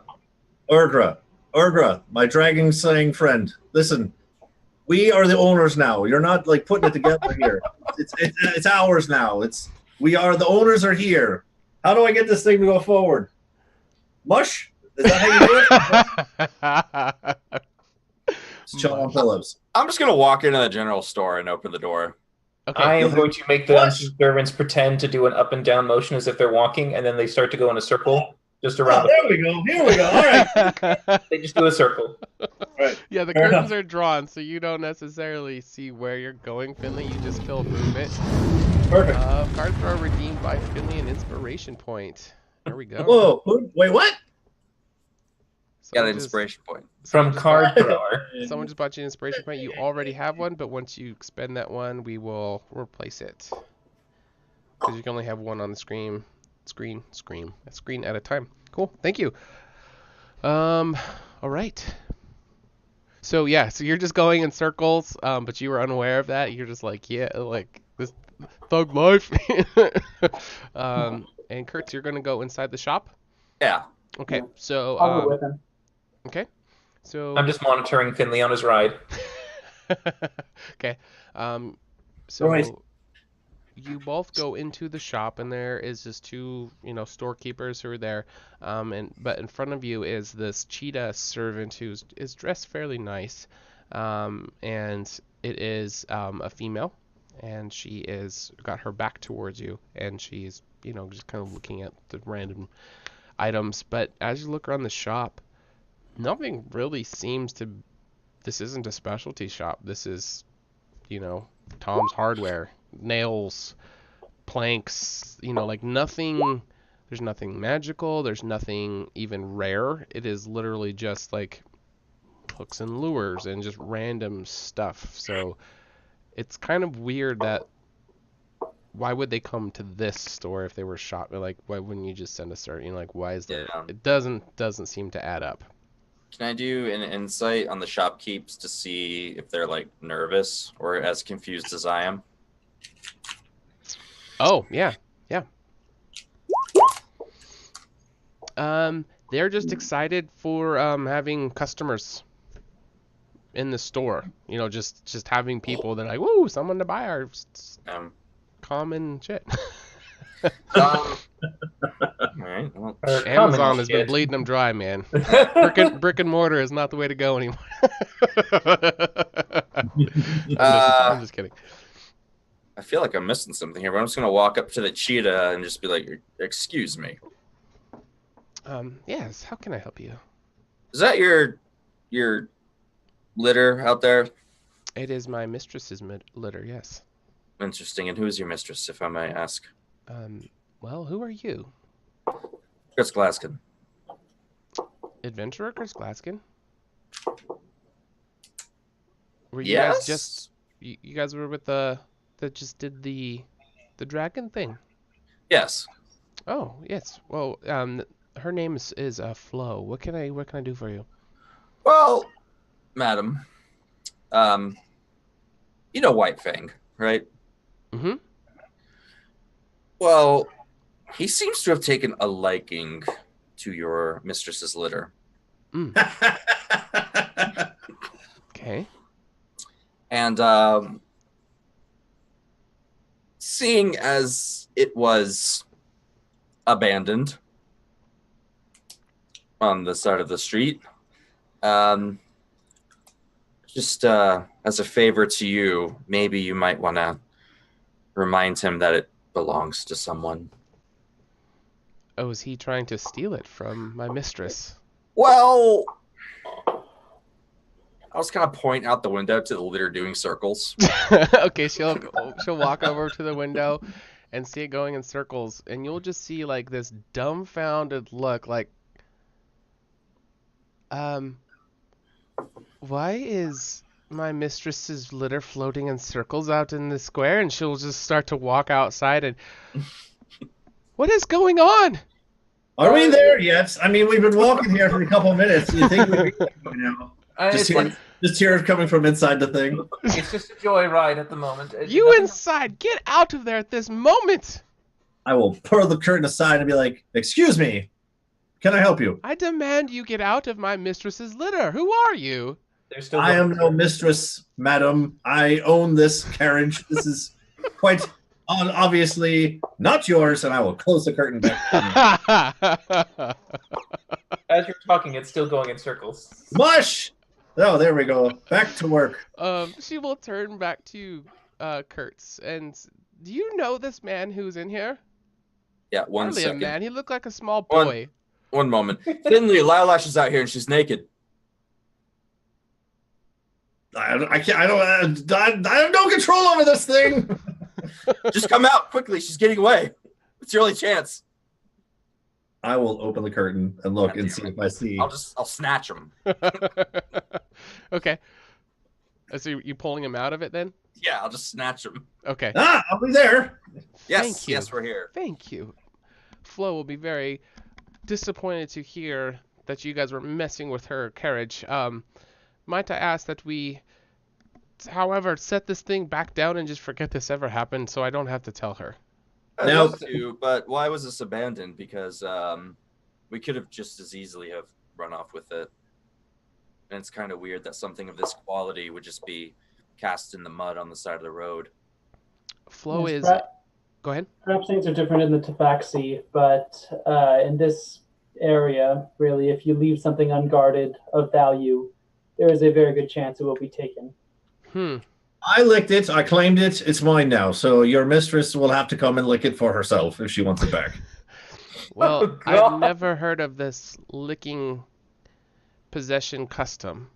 Us Shroud are very respectful. If something is not yours, it is not going to become yours just by licking it. Right there. That might be something you might want to look people. into, because that is certainly a problem around these parts. Before we continue, I did put in there while I was going around in circles that Can I roll some sort of investigation to see if there's any kind of fun things to steal while I'm in this thing? Traversing around, like looking under. Yeah, I also like to roll something here. Take whatever. Okay. You actually noticed a on the arm rails. They kind of come up and there's like hidden compartments, but there was nothing in them. Did you want to leave anything? Leave it on. There's nothing to take. Was there anything you wanted to leave? If it rhymes with poop, I'm gonna say no. I didn't have enough time to poop. They were only in there for a couple of minutes. So. No, I just there's gold stuff in here. I didn't know if there was anything shiny or something fun to take, but if there's nothing. No, yeah, we didn't see anything. I mean, you could steal a pillow or like a silk sheet, but there's not like a. Yes, if there's a silk sheet, there's the things that were part of it. I mean, you could steal one of those, but I mean, like as far as looking around for anything in particular, there's nothing. I want to take a pillow. Okay. Just a small little, because I was sitting here lounging. Yeah. I'm gonna take a pillow. Okay. Flow pillow. Got it. All right. All right. So I get pulled out of this fucking thing. All right. Your mistress wants it back. She needs to look it. We'll fast forward back up to that. Okay. And lick. Yeah. I've never heard of this strange custom. Yeah.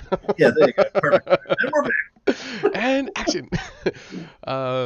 So was anybody asking anything specific that I got sidetracked from? No. I mean, wherever your mistress is, I mean, all I'm saying is wherever you're from with your shroud, customs or things, just so you know, that's where I come from for the most part. Oh, yeah, just leave bullshit lying around. Someone's going to lick it and someone's going to take it. So just customs are different everywhere you go. We'll just leave bullshit lying around. A shroud believe that we all have our place. And for one to do something outside of one's place is disrespectful to everyone in the order. So taking something of someone who's not in your class, it would be obvious it's not yours. Anyone seeing you with this thing that's outside of your class, like you obviously stole it, and you would be seen by everyone as a thief without even them asking any questions. Right. What's that? Right.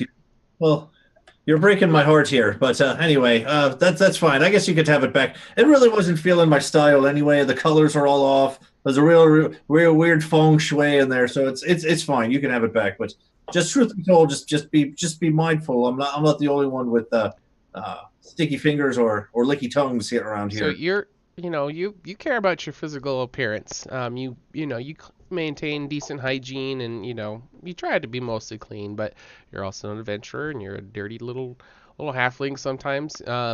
You kind of noticed, I don't know if you paid any attention or you're gonna do anything about it, but when you were pulled out of there, like this was all like pristinely white silk stuff, and then there is now like little Finley prints everywhere, like little just adventuring dirt smudges. Like this was, whoever sat in this every time was like immaculately clean every time, because these were very impressionably white stuff, and now there's little dirt smudges. But the servant didn't notice it, but noticed.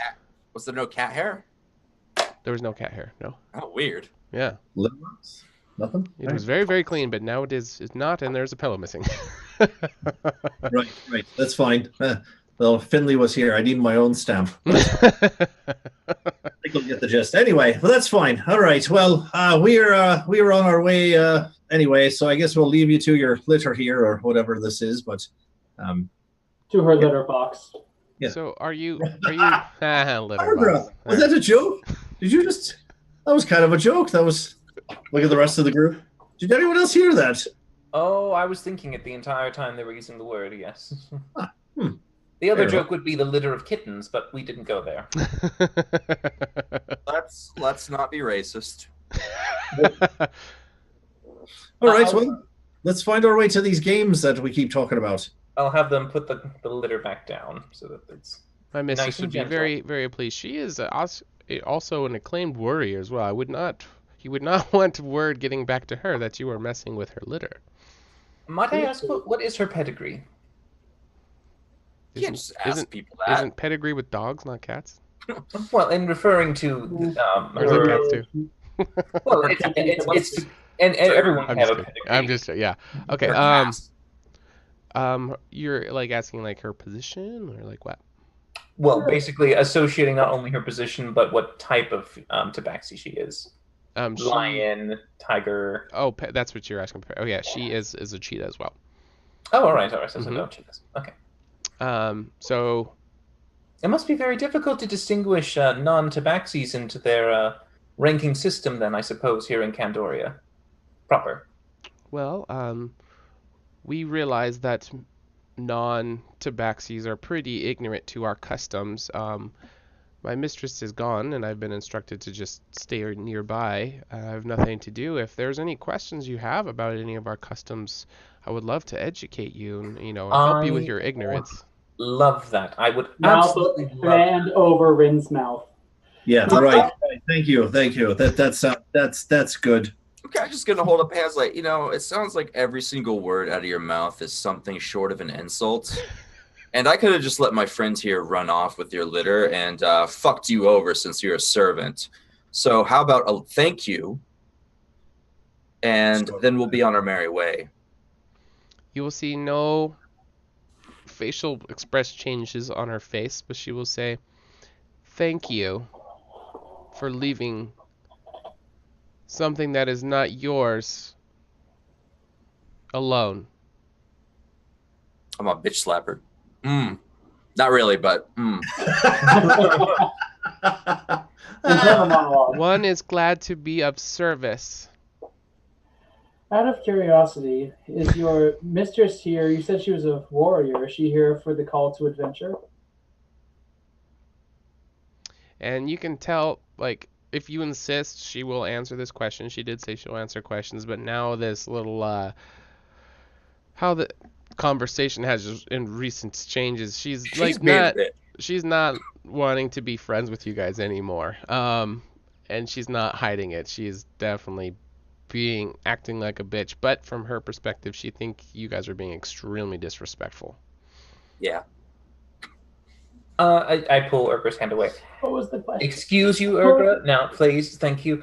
I would love to learn more about your culture. Personally, I would. These would actually, they're a little short. They're a little roughed up from the recent events. They just want to relax, have some games. I figured Finley needed to blow some steam. Apologies for moving the cart. It was just a little joyride. It's been set back down, but I would be very interested in knowing more about your culture, but I don't want to hang these gentlemen up a little bit. Do you mind if you could verbally, give a few histories and some etiquette rules and things like that? I'll have my servants here just kind of quickly. There's nothing you can see, but I just literally hold out my bag and I just start holding out pieces of paper as they start to float away. Okay. And then I hold out some basic etiquettes to not further. Yeah, and I have my unseen servants just literally standing around these pieces of papers floating with pencils, and I was like, if you could dictate to them, sure, that's a great question. Everything, I will then be having them come follow me afterwards, and you can just do it with them. You don't have to deal with us anymore. They'll take the notes. We'll be set. Okay, Urgra, what was your question? My question was, since this Flo was a warrior, was she here as part of Ivan's call to adventurers? Yes, that's why she specifically was here. I would like to find the nearest pack of street urchins. Okay. Finley, come here. Right. Are we going now, or are we getting? I'll just turn to Renee. Like, we'll be right back. Oh yes, I'll be with you in a moment too. Yeah, absolutely. You do your thing. Yes, please dictate to me. Go ahead. They're ready to write. I'm gonna go find some street urchins. Like the meanest looking little sons of bitches you could find. Okay. Which one are we doing here first? Oh, I mean, I'm just doing this while they're doing their searching thing. So I mean, we can just pretend that our dictations and note. Okay. She will. You guys have watched the Tabaxi lore video, so you're gonna start learning some of those things about from this thing about just the positions and what the sub races, their ranks are, and kind of what their place is. So Rin will now become aware of those things that AJ knows through this interaction. Street urchins, what do you want to do? Find the meanest pack of street urchins I can find. How many are you looking for? Give me like just a group, ones that look like, they're like a little cluster of Gang. mischievous bastards. Looking for ruffian types.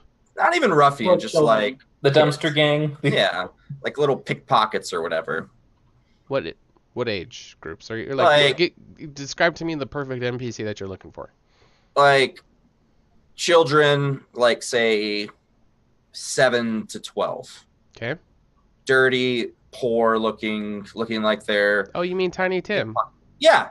Yeah. Only not crippled. Well, just not as nice. Yeah. Oh, Yeah, you happen. He's on the 4th alley that you search, of course, but you find Tiny Tim. You know Tiny Tim as this 9.5-year-old pickpocket who is a little dirty. Like, hey, Tim. Come here. God. Yeah, you recognize him. Yes, Hey, come sir. No. Hey, Just kidding. hey. Is he punching it over? You and your friends want to make some money? Of course. What can we do for you? You got some friends, like maybe 5 or 6 of them. For the right coin, I can get as many friends as you need. I'll hold up like 3 silver pieces. Done. All right. I'll sort of pick them up and put them on my shoulder and like lean out at the side of the alley. You see that litter up there? That's a nice one. It's made all of silk and gold and fancy shit. Yes. How much money do you think you get for those materials? Enough. Yeah? Mm-hmm. It's all yours. As long as you steal it. Done. When? All right. See that tabaxi lady? Mm-hmm. She's going to fuck off back into the store. Mm-hmm. I recommend that you just run up and run away with it. Don't be seen, because her mistress is apparently very powerful. So only do this if you're sure you can get away with it. It's gonna be a real quick tact action. You just gotta get in, get your shit, and get out. Kurtz, I like where this is going. If you don't think you can get away with it, fuck it up. Just like throw mud on it. So we keep the silver. You And keep the silver either the way. amount from selling. Absolutely. Do you want this object to be sold discreetly, or It's to be publicly known of the transaction? Best for you if it was sold discreetly, and for us if it was sold discreetly. Right. And you never heard or seen us give you silver to do this. Exactly. It sounds too good to be true. Who are we stealing from, or is this? Not if my friend Goldfinger has anything to say. I'll pull out a gold piece. Has anything to say about it, right? I'll just pull out one little gold piece. Discretion is important in my line of work, and I will respect the discretion as the coin quickly disappears from your hand. And we were never here. All right, Tim, I suspect that we will probably be doing much more business in the future. As you wish, the deed will be done. Shall Probably the best gold piece I've spent so far. Hand over my 3 silver and sort of walk back around the corner, like pretending I'm like tying my trousers up, like I just took a piss or something. Mm-hmm. And then walk back to the group. Okay. Knowing Tiny Tim is now part of your backstory, and it is going to be. He's not available all the time, but when in Candoria proper, if he is available, Kurtz, you are able to usually find Tiny Tim, and he does have a small. He's like an underworld contact, kind of. Yes, exactly. But like super. Right. So shady. Awesome. He's not going to be wanting to kill people. Yeah. And stuff But, like that. Steal things, steal information, stuff like that. I mean, he's not a bad guy. Yeah. He's just down on his luck. He's not Kurtz Jr. Yeah. Something tells me that this kid is actually just a halfling pretending to be a kid, just from the way he was talking. Kurtz, you actually you met him when he was a small child. He was an orphan. His parents were killed, and you saw him as a small child. You've ran into him, and you've actually saved him from getting caught from really bad things, and kind of try to mentor him from time to time. You don't care that much, but your heart kind of goes out to him, and the couple times you saved him, you kind of imparted some wisdom, and he really appreciates you, and trusts your opinion, you know, like, so when you give any kind of instruction, he does want to do it, but he is poor, he is homeless, so he does, you know, want to make some quick cash. That's a lot of money for him. Oh yeah, that's a shit ton. Yeah, that's why he was like, all right, no questions asked. Like, you say it needs to be done, it's going to be done. Thumbs up, cross the boards. All right. So, Tiny Tim is now a NPC you may call upon. Hey! So you're becoming In Fagin Kenway now, proper. aren't you? You're becoming Fagin, getting all the little street urchins for pickpockets. And we are at our next break point. Sweet. All right, we will be back in a few minutes. Enjoy the video clips, and we'll see you soon. Bada bing.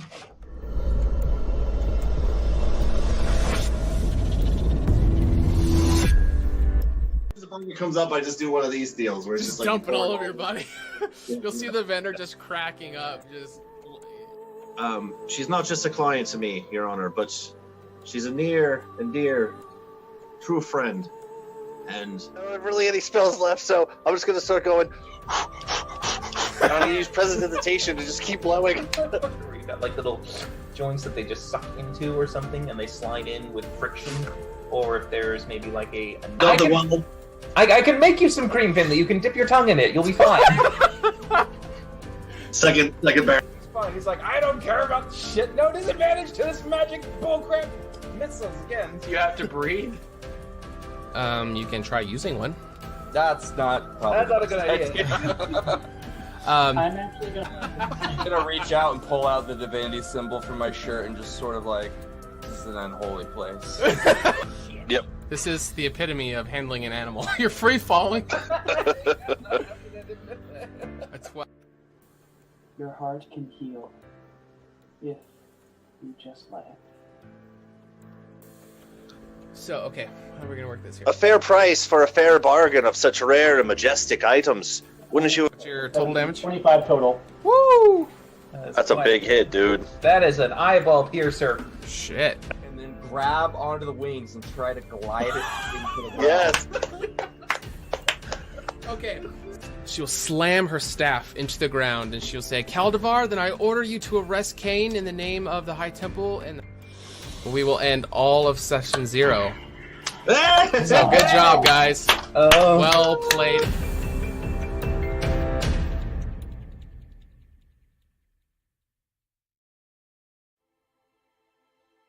Hello there, everyone's favourite halfling bard, Finley Shenanigan here. Being the soulful adventurer that I am, and known for telling a tale or two, pull up a stool to grab a pint as I tell you a story about my favourite hero, me. In my years of travelling, I met people of all walks and cultures. Although the Horsemen coming didn't affect me directly, I saw the toll they left behind. The destruction and devastation these villainous beings left in their wake sparked something within me. How was I, Finley Shenanigan, to become the greatest, most legendary bard that Candoria had ever seen, if no one was around to behold my glory? More importantly, where is Alundra? When will she be back? And what will she be wearing? Hopefully something revealing. Anywho, setting on my journey, I shared my glamour with those who had never witnessed such pure, unadulterated excellence before. My legacy was to replace their despair and unite the people for the war yet to come. In the end of the day, everyone could be a hero. Everyone has a little adventure inside of them. And if you don't, would you like one? Ah, salutations. I am Rin Enoran, historian of Candoria, renowned problem solver, an elf of esteemed conscience. When I became of age, I set out as a Rena and departed from my home of Othalos to the city of Egoras to study the arcane arts. With some difficulties, I was able to teach myself while working as a scribe in the library of Alashar. There, I produced a masterpiece of Candoria's history and its secrets. My manifesto, the true record of our world. However, even my aspirations dwindled when Alundra's guidance vanished, followed by the devastation from the Horsemen's wake. Despite all the wounds we have suffered, I shall never let our existence be forgotten, for I believe our best hope lies with our knowledge and story made eternal.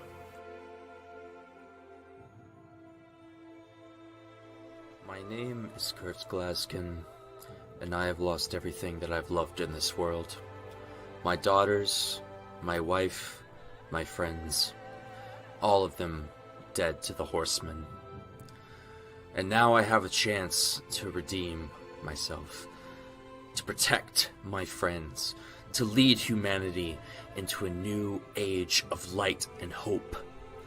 Alundra abandoned us, the goddesses abandoned us, and left us with these monsters. And I want to take everything from them that they've taken from us. I live in a world of blood and hatred and violence, and so I will become that violence. I will be that hatred, and I will be exactly what we need. A sword against the darkness.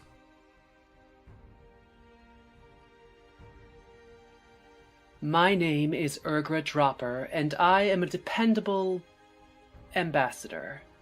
I was the only half-breed in my mother's tribe of orcs where the threat of being eaten constantly hung over my head. And yet, those were some of the happiest times of my life compared to my time with the Revenant. I was 12 when I first picked up a bow and started hunting, and I quickly found that people make the most interesting prey and often deserve an arrow in the head far more than most monsters. Magic and even the Three Sisters were always something weird and sinister to me. That is, until by chance I crossed paths with the High Priestess Alundra, who showed me that magic, like everything else, can be used for good or for evil. And that's what I'll keep on repeating to myself every time one of those stuck-up magical morons say something that makes me want to cut out their tongues. The following program features adults using adult language. You have been warned.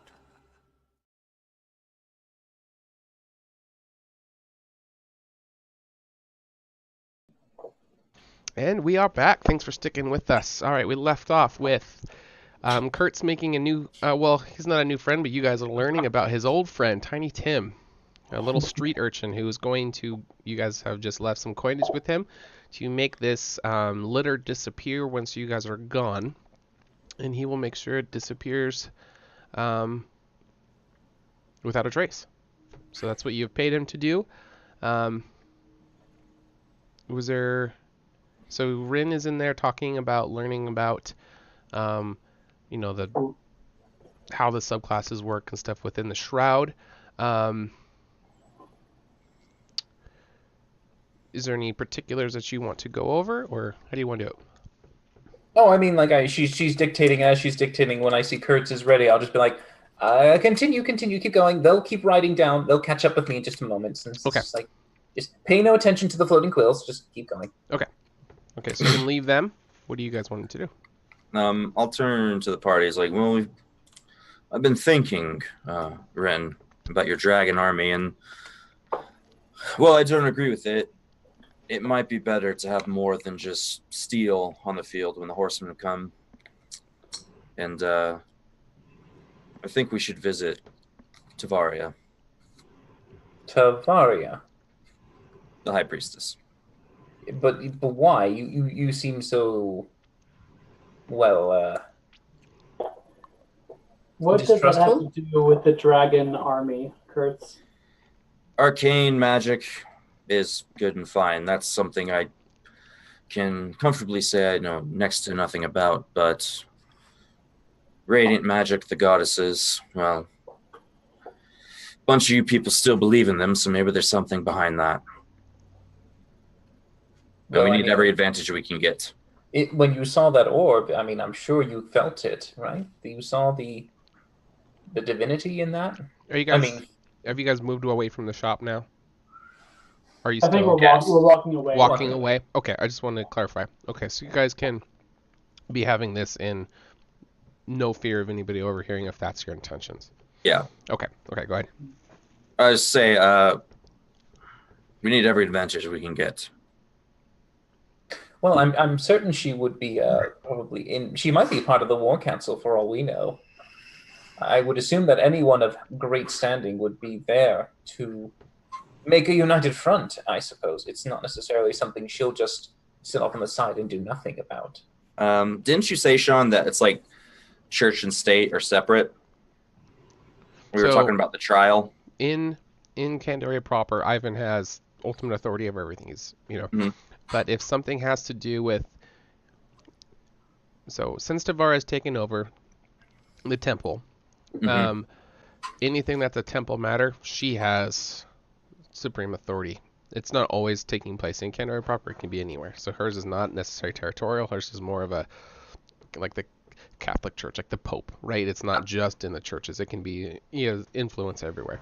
But if it is decided that it is a temple matter, then the temple supersedes any local authority. The convenient thing about it is that the temple decides what is a temple matter. Mhm. So something could be a local matter. It could be something else. If the temple deems it to be a temple matter, the temple takes control and makes uncontested decisions. And there may be instances in the past where people have thought that there was something that was completely unrelated to the temple, but the temple made it a temple matter, and they made a ruling based on evidence or no evidence at all, and it became an asset of the church. If that makes sense.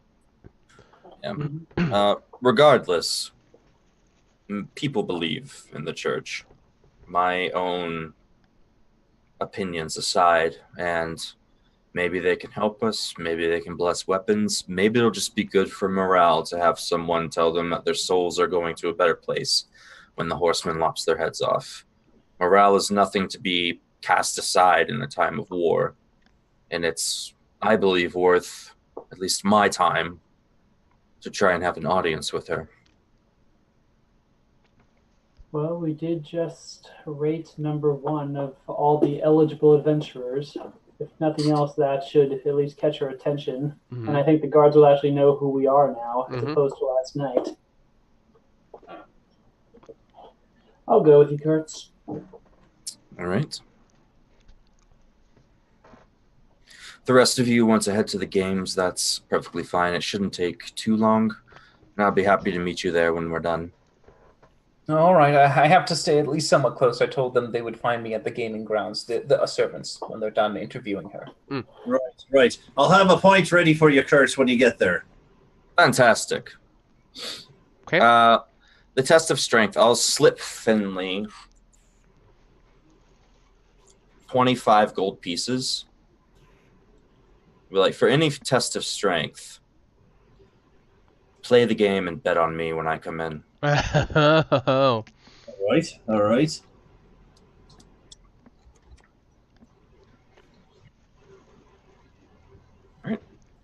All right. I wrote it down, so now I have it in my inventory. Must be true. Yeah, and I subtracted 25 gold. 25 gold, never heard of it. Thank you. Try again. I got my little street urchin. I can just form like a little gang of pickpockets to get me money if I need to. I'll get them all hidden blades. News team, assemble! Extra, read all about it. Tavara's a bitch.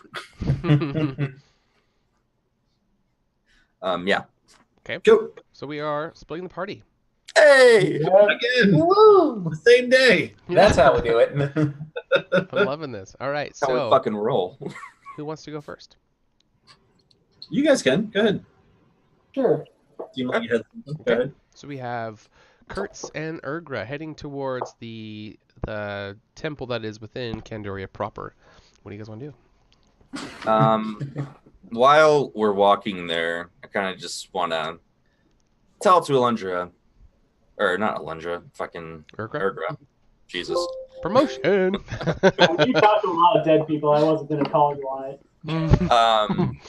Be like, so before we continue along this avenue, you're probably going to hear some things about me, and I'd prefer you not share them flippantly.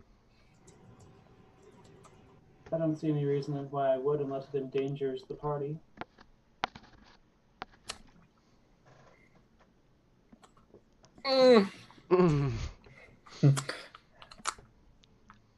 Yeah.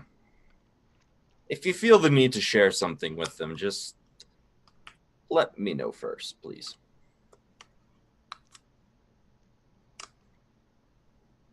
The first thing out of Tafara's mouth. Oh, nephew, where have you been?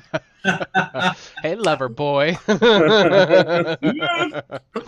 Awkward.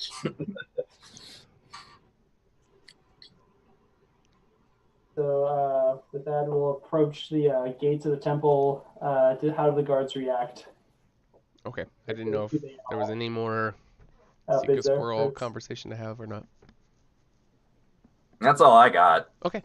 Kurt's that's fine. nervous. Would you rather proceed alone? No. It's got to build trust. Okay. And I'll just walk up to the guards. Are they the same douchebags that were there before? No, different one. Well, thank God. I mean, they're treating you different. These ones are more respectful. They're wearing armor. Some of them wear headgear. Some of them don't. You know, like it's guard number 12 or guard number 47. Yeah. You know what I mean? It's. Yeah, I'll just walk up to them, sort of give a nod, and be like, "I'm here to see Tavaria." Is she expecting you? She will be once you tell her my name. And that is? Kurtz will just kind of like sigh. My name is Kurtz Glaskin, husband of Anna Glaskin, friend of Alundra, and the last band to see her alive. You may enter, and I will retrieve her. Thank you. Okay. And so he kind of disappears, and as he turns the corner, you kind of see his cape kind of whip as he goes around. You look into this central area. You came here last time. There's candles burning everywhere. There's seats. There's kind of a up front. There's a shrine kind of area where people can kneel and pray. There's some kind of podium on the side where maybe somebody makes some speeches or prayers or sermons, stuff like that. There are corridors that go to the other temple-y areas, but this is kind of where you've been instructed to wait. There are two other people in this room that are kind of kneeled in prayer. They're kind of doing some ritual-y stuff and occasionally get up and light a candle or something and go back down and praying. There is kind of code of conduct in this. Like, you can go up and talk to people, but just kind of the way you would do it is you approach them silently, and you kind of, so they can see that you're there, make it obvious of your presence, and if they don't acknowledge you, the custom is to leave them be, and they might come find you later. But if they might stop what they're doing to converse with you. That is it's just like, kind of don't be a dick. Right. Essentially. Right. Don't be a now curse. you can do whatever you want. That is just the custom. Yeah, I'll sort of walk over, light a few candles, kneel for a moment, think about certain things, and I'll probably do that until I'm told to leave. So if Urgra wants to do anything. No, Urgra would, upon probably seeing a very beautiful internal chapel of some kind, that will make her uncomfortable, and she'll probably just lean up against a wall, trying to make herself not particularly noticeable, and just keep an eye on Kurtz and just everything around them. Okay. And Urga, you do notice that there are 3 statues on the back wall. You know who the goddesses are, but this is not necessarily something of great interest, I don't think, with your character. I really don't know how much of the divinity, but you keep staring at the statue of Alishar, which is the goddess who chose the Revenant. And she is the one who tested the Revenant, and they're the one, the one that granted them the blue eyes. They had to earn it. So that was kind of, the other 2 gave it to them. But the statue of her, is in a position in the back. But you keep staring at it while you're here. It doesn't move or anything, but I'm just it's when you're not looking at something specific, it's just kind of where your eyes seem to seem to go. And these statues have their eyes painted the colors of, the goddess's color, and it has blue eyes, and you also have solid blue eyes. Mm-hmm. So it's just something just your eyes keep getting drawn to. You're feeling a connection to this, whatever connection that is, you can determine. I'll wander up closer to it. Okay. So these statues have different heights, and they're exaggerated. It's probably assumed that these goddesses they're all sisters. They're probably not an exact replica of what they were. But they, exaggerate the features just like we do in a lot of our art as well. Jesus. What's that? Them abs on Jesus, though. Yeah. So Alishar is very slender, very delicate, but very was a very wise goddess. She really loved challenging people intellectually, and a lot of her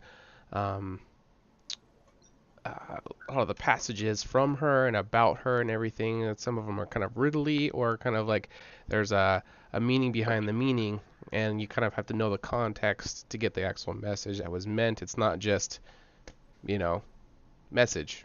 It's more of like, it's very convoluted, and it's open to interpretation. Exactly. So that is Alishar is one of the most misunderstood goddess of the Trinity because of these convoluted different perceptions. So I don't know what your religious thing is, your characters. I'm not sure yet. We haven't gotten that. That's something we could learn as we go. But it is definitely, you need to be more of an intelligent person to really get what the church would say is the true meaning of it, but it is very about context. Mm-hmm. Does she have any specific symbols, like maybe a book or something like that, or? Not on this statue in particular. It's more of just a very graceful pose. A very Andrew, you're killing me. It's just like a very wise pose. There isn't like any objects in particular. The thinker. Right. But yeah. Right. Okay. When Carvelia the statue is physically bigger and she's kind of in a power pose, and then Savadine is more of in a playful, small, delicate skipping. Yeah, it's in a playful pose. Probably was very, very hard to sculpt the statue because it was it wasn't just standing there. If that makes sense.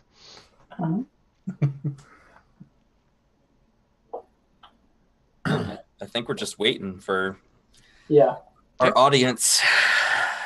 Okay, it will be a little bit longer than you anticipated, but eventually Tavara will emerge through the doorway. Normally there's some kind of announcement or whatever, but there was no announcement, and she just very, very briskly approaches you, and it almost seems like she instructed, don't announce, I want to be incognito.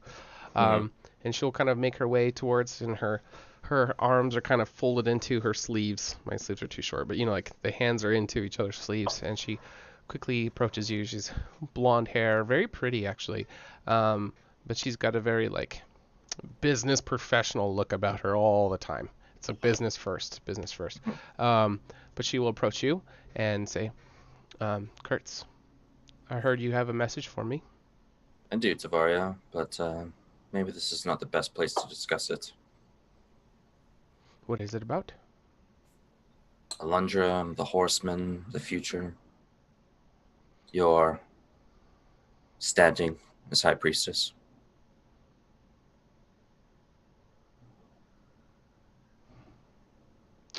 I think you are right. This is not the place to have this conversation. But is this the time? You'd all be dead in 7 days. I think this is the only time. Are you alone? No. I will I'll allow. sort of nod to Ergra in the corner. I will allow you to bring one companion, and I will also have one companion. Fair enough. Weapons will not be allowed in the room. Do you consent to these conditions? Yes. Okay. She will send one of the guards to go fetch Caldivar, and he is going to be the one that she's going to have with, and you can have Urgra come with you. They're going to leave to kind of a private chamber off in the back. There will be a host of guards. As the further you go into the temple, it's very apparent like they're in control of this area. They will take all of your weapons, anything that they would deem as a possible threat, but Tavara and Caldivar will also go in unarmed. She does not normally grant an audience like this to anybody, especially with what your history is why she's granting this, but there was a very distinct feeling of this better be worth my time. Yeah. As a show of faith, I'll even take out the hidden blade, which they probably didn't take, and sort of just set that in the pile as well. Okay. So Tavara will already be inside this room, and Caldivar will approach you, and kind of usher like whenever you are ready. Never gonna be ready, but let's get this started. And I'll walk into the room, and what am I met with? All right, so this is very a plain room. It's a table, some chairs. There's a fireplace. There is a thing of wine and some glasses laid out. You're able to help yourself. She's not going to serve you, nor is Caldivar.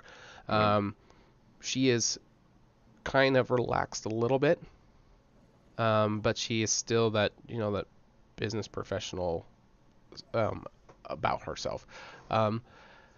Please sit, Kurtz, and tell me what this is about. And do not spare on details. When's the last time you saw Alundra? Caldivar, is the door closed? And he will go double check it. It is.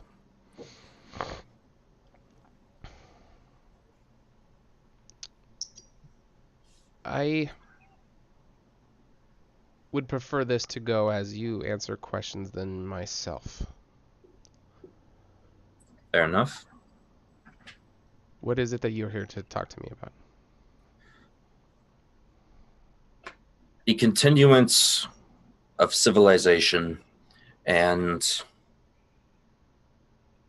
your help in finding out the truth.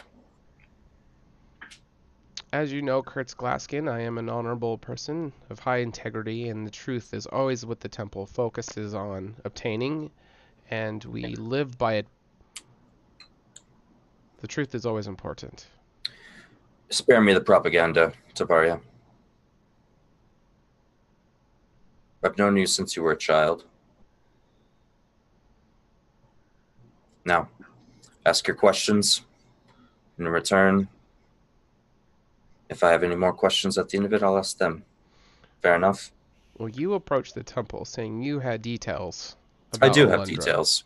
I would be interested in what these were. And you know my teachings about Alundra being a false high priestess and not representing the goddess's true message.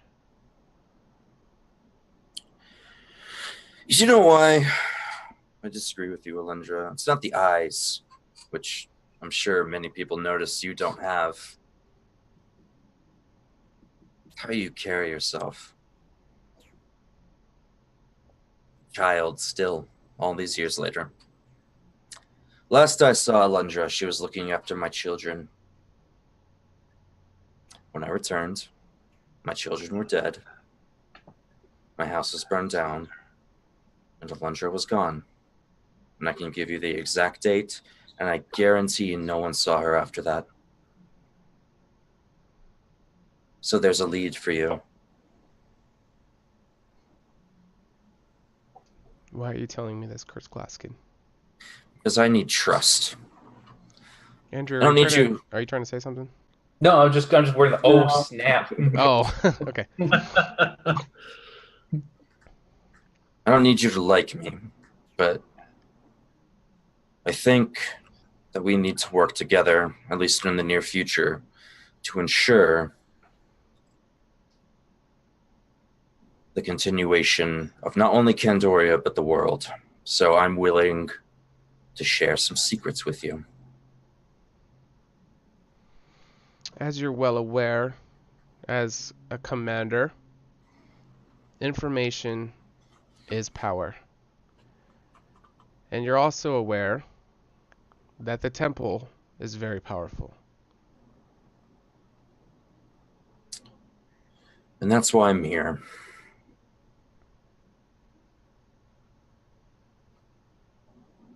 Next question.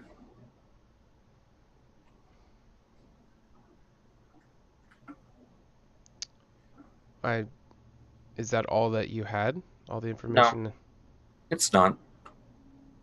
Well, I think you should cut to the chase.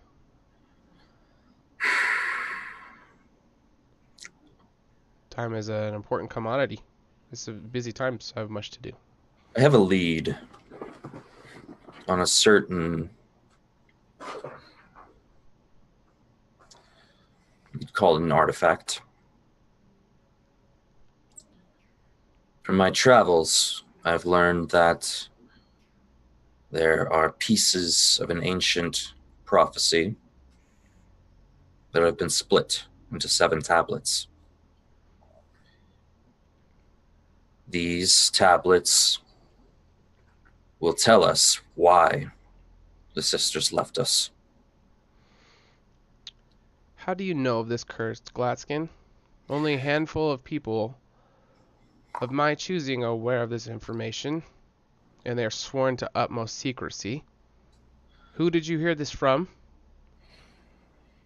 So I may cut out their tongue. Oh well, I never give off a source, but if it's all the same to you, they're probably dead. I don't leave many people behind. I'm not the same farmer you once knew in Sheffield.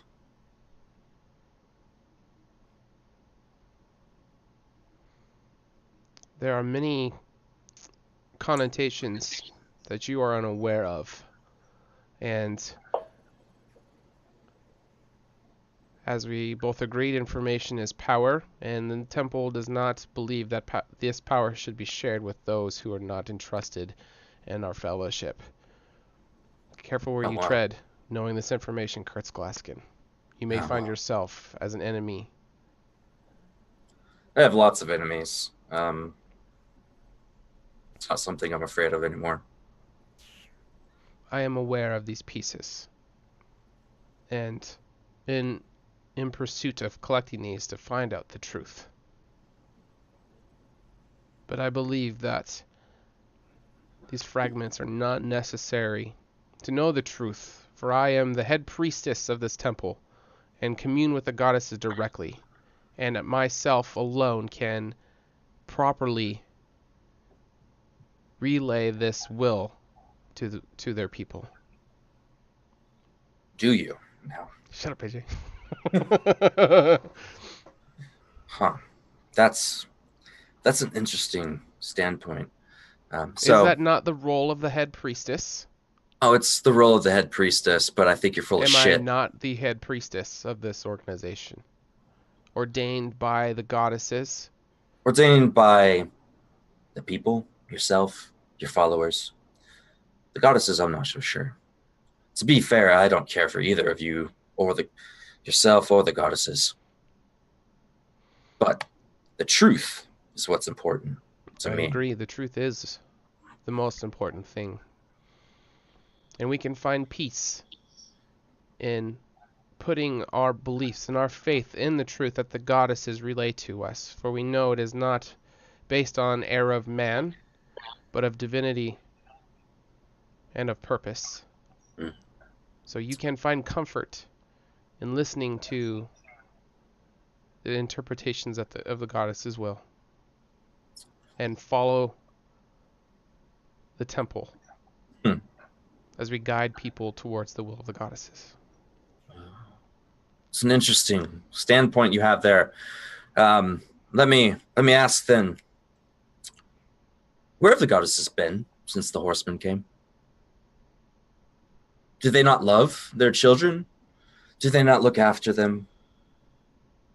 And if they do, where were they when conquest massacred everyone I knew? Where were they when war raged across the battlefield that I fought on? Were they just viewing for their pleasure? Is that the infinite wisdom, the caring, and the strength?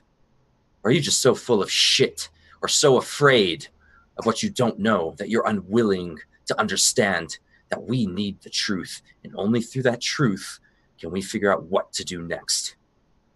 The goddesses work in mysterious ways that are mostly elusive to myself.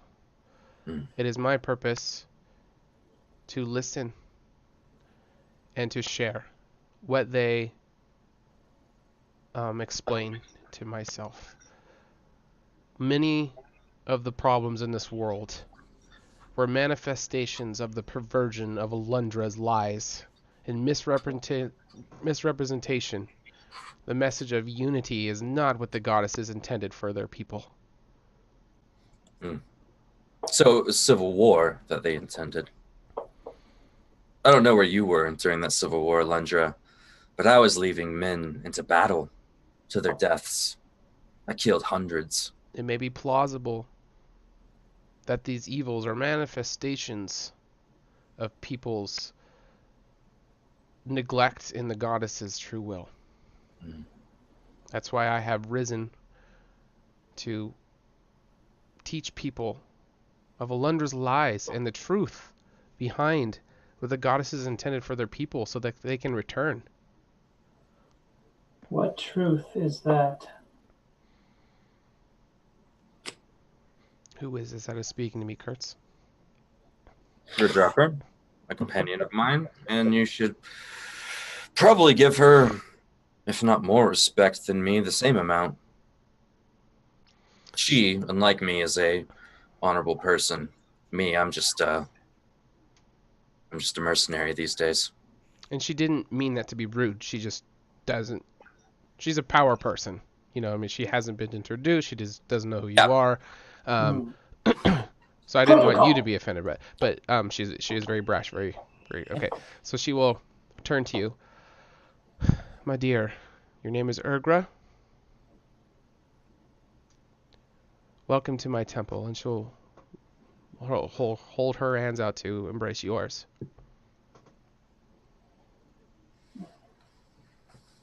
I'm afraid I'm not one for touching. That is fine.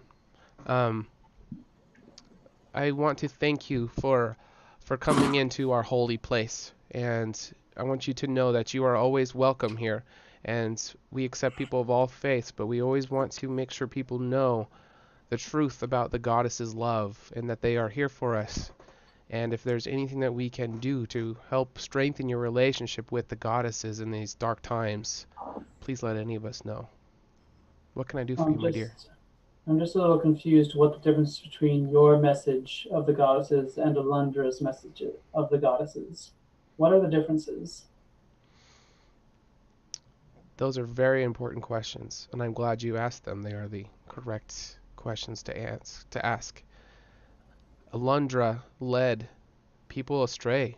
I do not believe in my heart of hearts that she meant to lead people astray, but she did.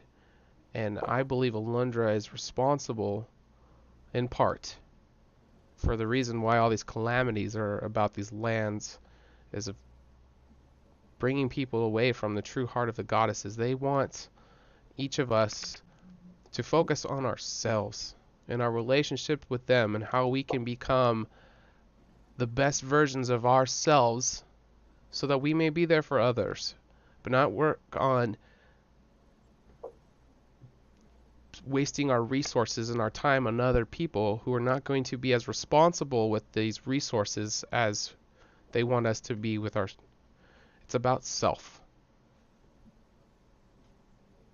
It's about your relationship and being responsible with your own things, your own goods, your own power. And just one more question. How do you feel that Alundra was gifted with her own specific type of eyes and you were not? And what color are Tavar's eyes? She doesn't have, just No, but, standard, like but what hazily. color? Yeah, Okay. like hazel, yeah. Absolutely nothing outstanding about them in any shape or form. And this topic of her eyes not being white, this is not the first time nor the last time she'll ever hear it, and she does not show that it phases her at all. Your eyes, my dear, are not normal. Did you choose your eyes? Or were they given to you? Outside of your control? They were given. The goddesses give and the goddesses take. It is not our place to question the why, but to find purpose in what we do with what we are given.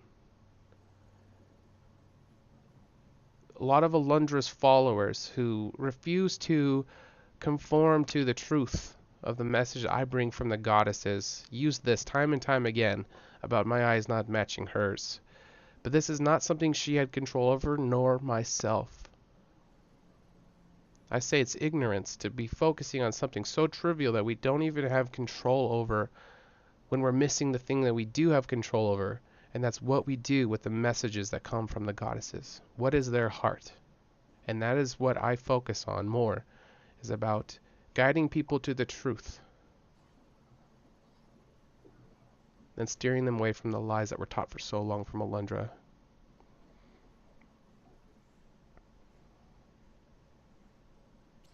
So, your eyes are different than mine. Mine are different than hers. Is that really a defining difference between people? Your skin color is different than mine.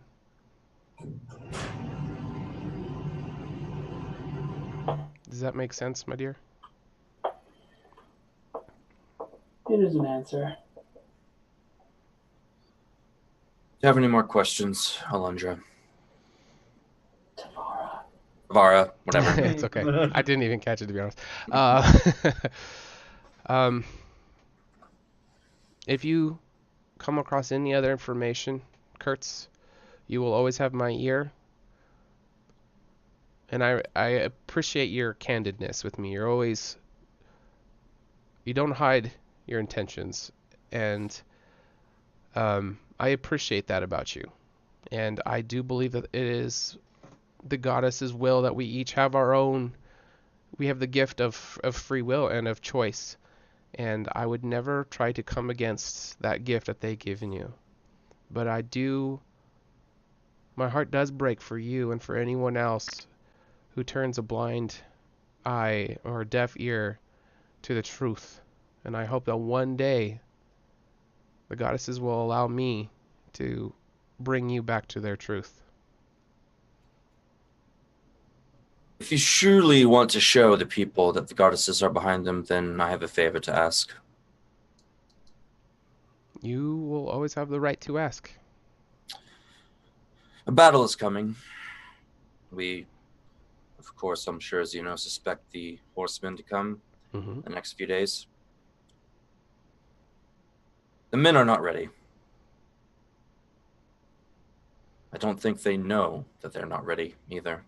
I've seen far too many children and young men go gallantly into battle only to be screaming for their mothers moments later. But their morale is what's important here, not their lives. I would ask that before the battle, you hold a sermon for those that still believe in the goddesses. Bless their weapons, bless them, give them hope at least. Whether or not it's going to have any effect, I don't know, and honestly, I don't think it's going to matter either way, but at least let them die knowing that, or thinking that the goddesses are with them. We do not always see eye to eye, Kurzgladskin, but these are words of wisdom, and I will pray on these matters, and that does make sense.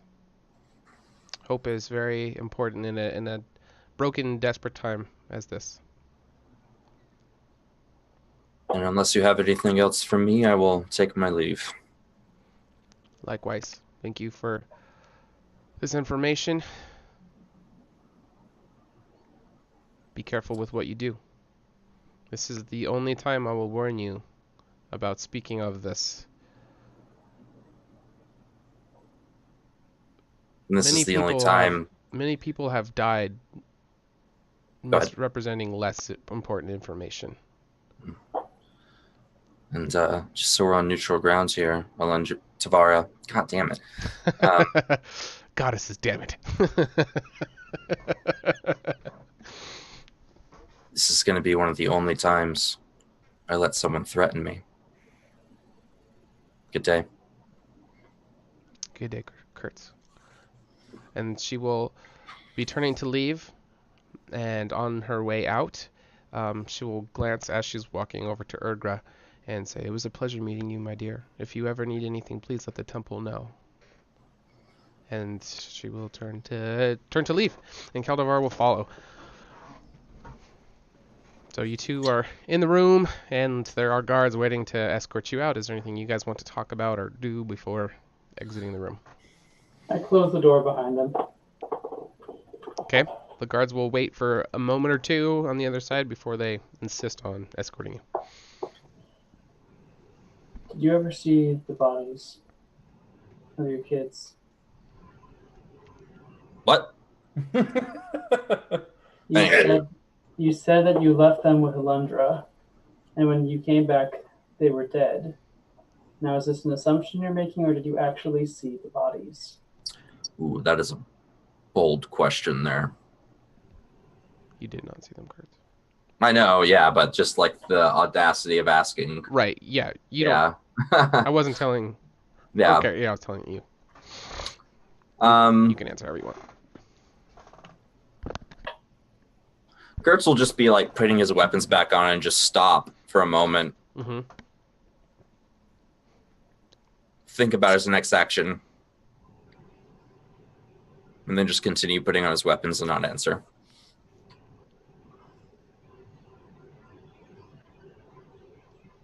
Or will follow suit. Okay.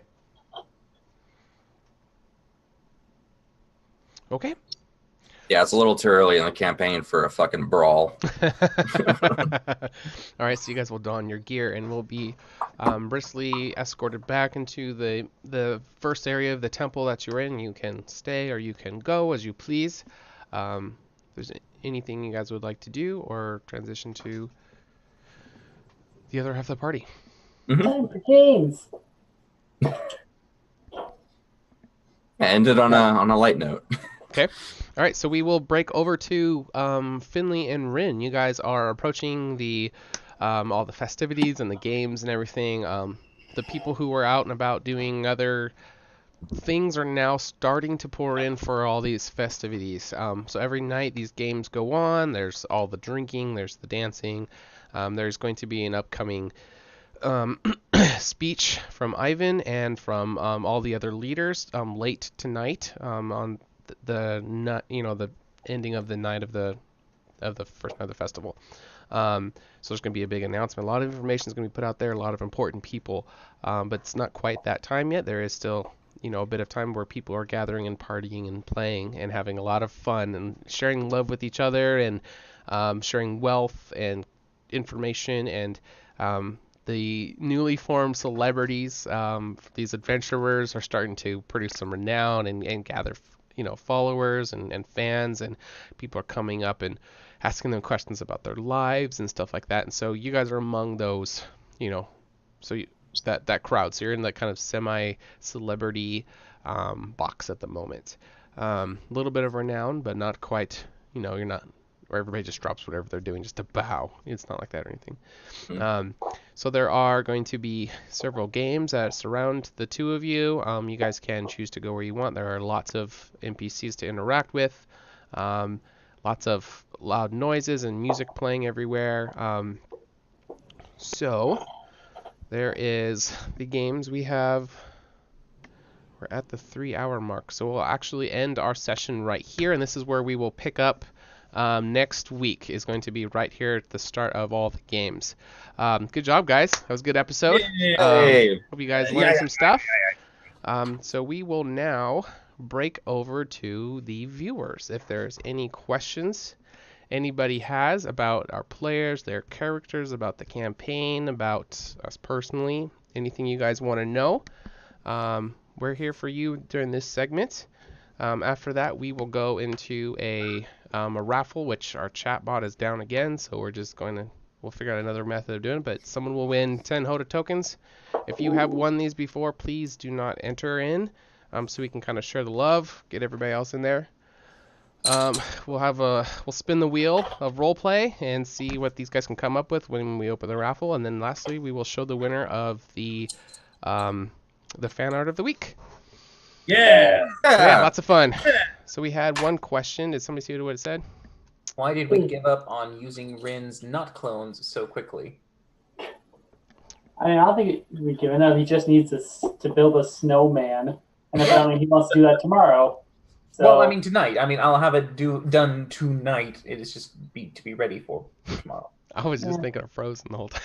I mean, it is literally that. I am literally building a snowman, so it's culture references. Yeah. If anyone wants to know, it's literally the spell Simulacrum. I thought.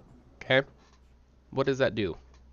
It makes a duplicate. It makes a simulacrum. Okay. Basically, a illusory duplicate made of snow or ice. So. Okay. So, yeah, I have a question for that. So, like, in the simulacrum, can it cast spells? Is it sentient, or is it literally just like a mirror image? Nope. It is literally a present photocopy of me. It has all of his spell slots, all of his spells, all of his racial abilities, class abilities. I'm more for that than the fucking dragon army. Jesus. How many of those can you create, Rin? Only one. Okay. Okay, there is one. Yes, I can only create one at a time. Okay. But yeah. Okay. That's a good question. But it's useful, and I mean, God, we're going to have 2 Rins just like agreeing with each other. 2 votes for Rin. That ain't good.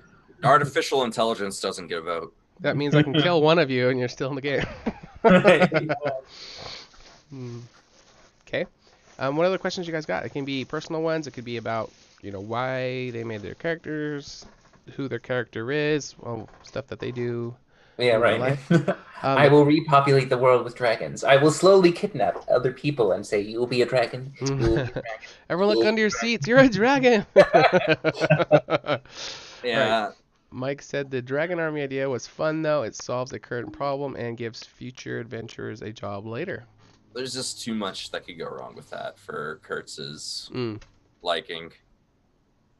Well, yeah, it's sort of like if we imagine, like, in our real world, like someone saying, hey, I can turn people into dragons. It's kind of like that because they are still, even in this mystical world, they're just fantasy. Mm-hmm. Mm-hmm. Yeah. Or it's like Jurassic Park, I suppose, is more appropriate, but yeah. Mm-hmm. Yeah, that'd be cool. I'd be turning them people into T-Rexes. Right. I mean, that's instilling so much power on someone that, like, like even Ivan doesn't have that much power, and you're just gonna give it to some schmuck. Absolute power corrupts. Yeah. Absolutely. I could turn Ivan into a T-Rex at the last day if you wanted me to. I'd pay to see that.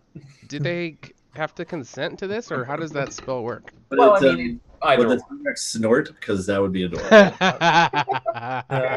No, he's like a carnosaur. They got that big like frill on their nose. Well, it'd be even bigger than usual. But yeah, no, either they are accepting or they can try to resist it to my spell save if it was forced. But yeah. So I mean, like for instance, like I could turn things into objects, people into objects, if I wanted to prevent them from being an issue. Gotcha. So mean. Yeah, it's Beauty and the Beast all over. Right. Doesn't sound like a great plan. I turn you into a literal doorknob. Pretty much. No, Rin has not seen a T-Rex. Yeah. There goes. But Rin has seen a simulated dragon, so that's the closest thing he's got right now to Powerhouse. All right. Is there anything, while we're waiting for questions, is there anything you guys want to talk about or ask each other, or anything like that? Does Finley want a fabricated lift made just for him?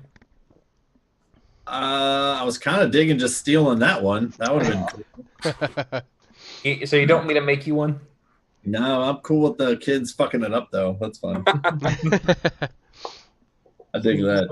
Hashtag I Mini like Bandit Clan for life. Yeah. Mini clan. Okay. Sorry. Whew. No, I'm up with that plan. I like that plan. She shouldn't have been a bitch. That's what I get for doing nice things. That's fair. Okay. Alrighty, we will. If anybody has any more questions, let us know. But there's no point of waiting for questions that aren't going to come. So we will move into the raffle section. So type in !raffle. The chat is broken, so I'll just keep a list and then I'll roll dice, see who wins. The winner gets 10 of these HotA tokens. They have our symbol on it and our website. All the players have them. We try to give them out. And you get 10 so you can give them to your friends and family and bring them to the show. They're pretty cool. So we'll open up that. We'll open up the raffle, the !raffle. And we will keep track of who wins. H Crab, you, and I sent off the 3 people who are waiting to still get stuff. I sent them off a few days ago, so you should be getting them very soon. You won last week. So let's pull up the wheel. We'll spin it. Oh, the wheel of roleplay. The wheel. Yeah, where is it? And we'll give her a spin while we're waiting for everybody to come in.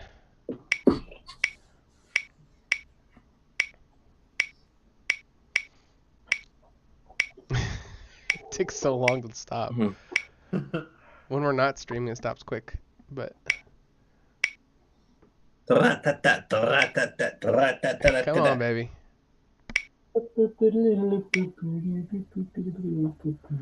It is still going. Come on. Oh my god. Oh fuck! I thought it stopped. Oh nope, still going. No. Deathbed. All right. So one of you can choose to set the scene. Pull out your DM hat and explain. You can go any direction with this. This is not canon material, but you are going to be role playing it in character. Something to do with the deathbed, whether it's somebody you know, one of you guys, whatever you want to do. Somebody set the scene, and you guys go while we wait for people to enter in the raffle. Oh Jesus. The hard ones, like last 2 sessions. Fuck. Mm-hmm. I did it last time. Someone else start. All right. Rin, Kurtz, Finley, you were all waiting in a small stone chamber, and you hear this knock, and the door opens, and there's this nondescript human standing there, just brown hair, brown eyes, just pretty Joe Schmo. He says, "Are you all ready?" Ready for? Ready for? Well, to say your final words. Oh yeah. Yes, that's right. That's why we're here. Yes, I am ready for that. Fuck that! I draw my sword. The fuck's going on? Who the fuck are you? Oh well, I'm just I'm his butler. Who's butler? Well, the Lord Ivan, of course. Oh fuck no, not Ivan, no, anyone! Spare the no! Oh for fuck! Wait. I'll run into the room. Get out of the way! I didn't know it was Ivan dying. Oh! And the butler skedaddles and tumbles out of the way as this small halfling gnome just ducks under his feet. And lo and behold, even from outside the room, you all hear that. Yep, that's fucking Ivan. Yep. Well, he's alive at the moment. Alive and snorting. But yes, Finley, you enter what looks like a bedchamber. with a very large 4-poster bed with rich mahogany 4 posters and just deep red satin lining. And there you see, very different from when you first met him, this half dwarf, half human figure. His skin looks paper thin and has this sort of off yellow tinge like parchment. And you see just his eyes are pinkish red, and he does not look very good. Ren, Kurtz, it's Ivan. Yes, No. Go up to the bed. What is it? Is he all right? Is he truly? Is he dying? I don't know. Ivan, can you hear me? Yes. Oh boy. Oh, all right. Okay. No, I will sit by the side and I will take his paisley dwarven human hand. It feels unnaturally cold, and his age spots on his hand seem to stick out more than you think they should.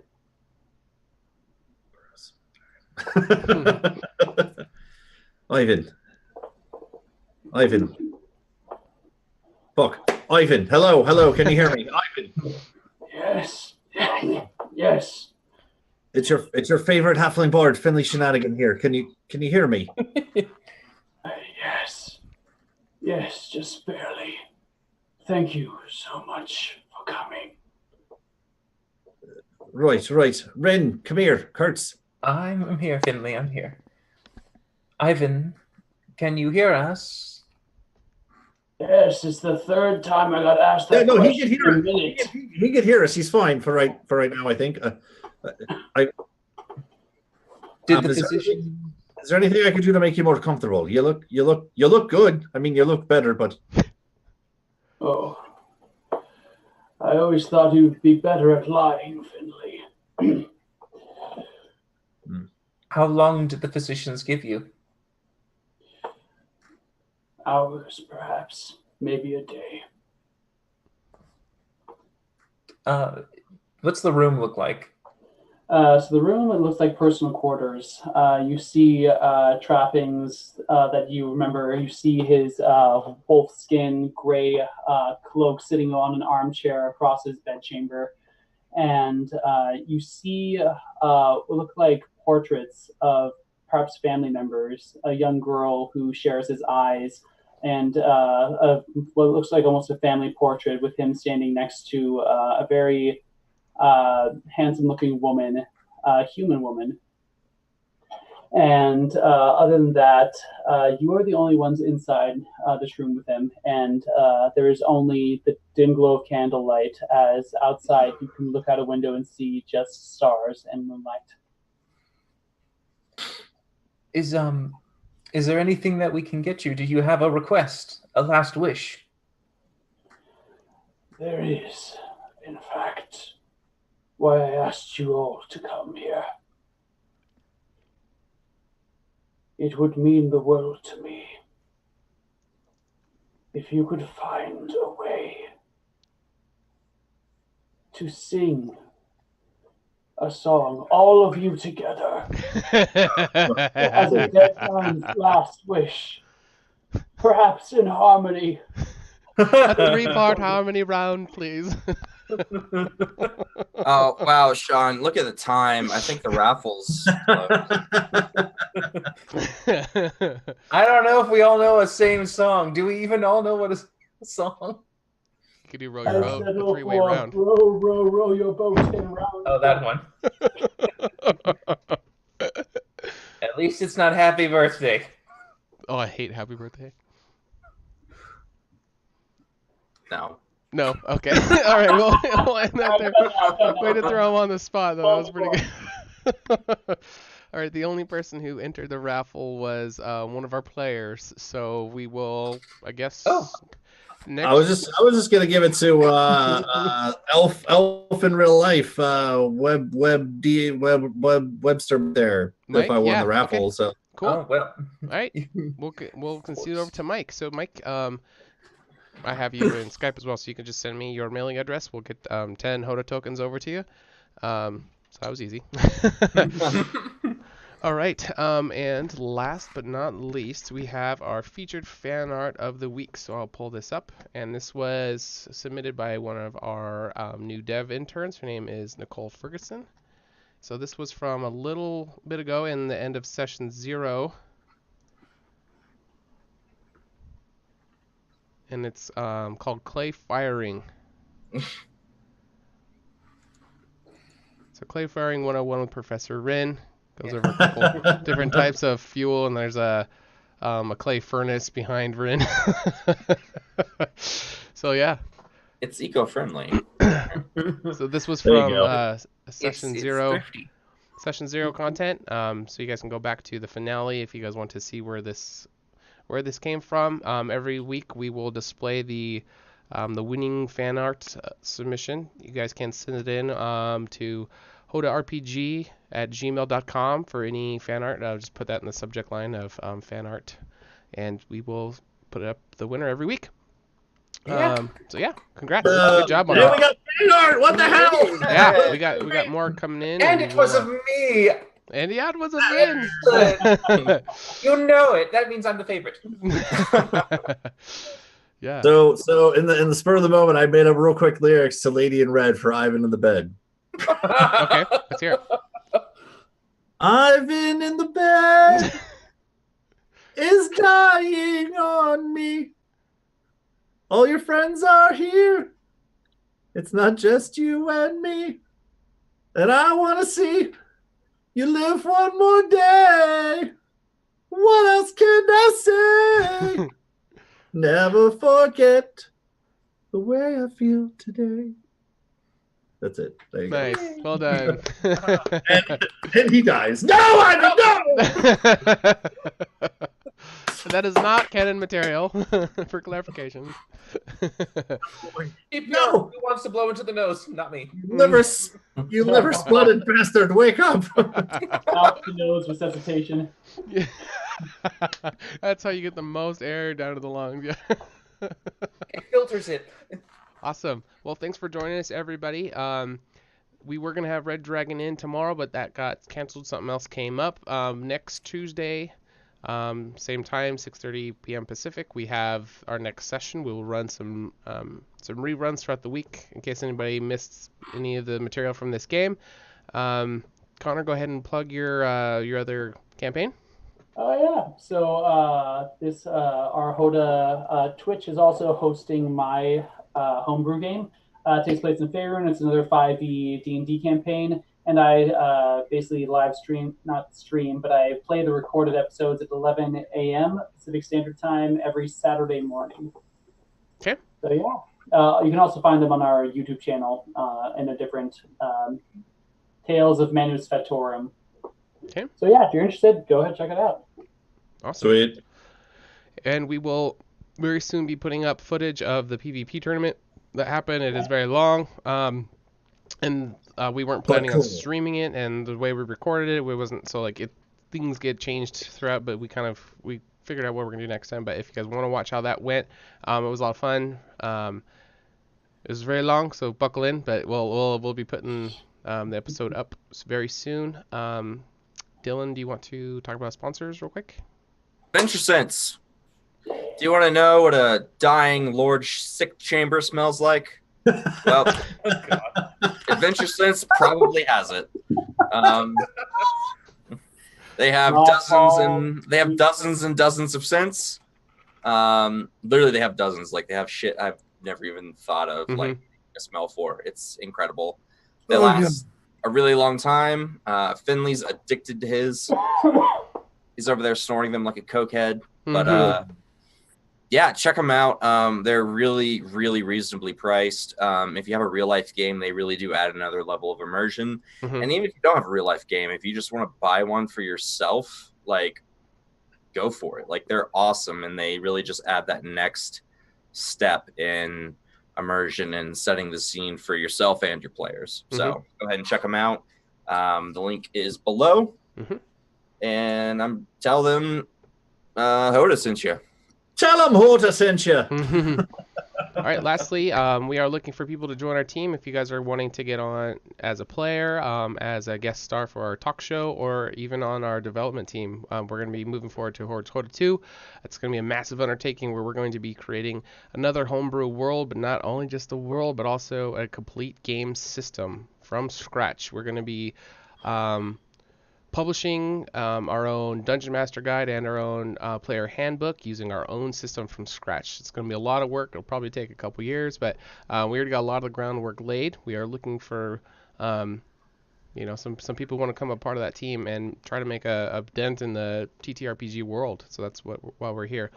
It's been great having you guys. Hopefully we see you next week. And if you haven't followed or subscribed, drop one now, and we'll see you next week. Bye, guys. Thanks for watching. Hey. Bye.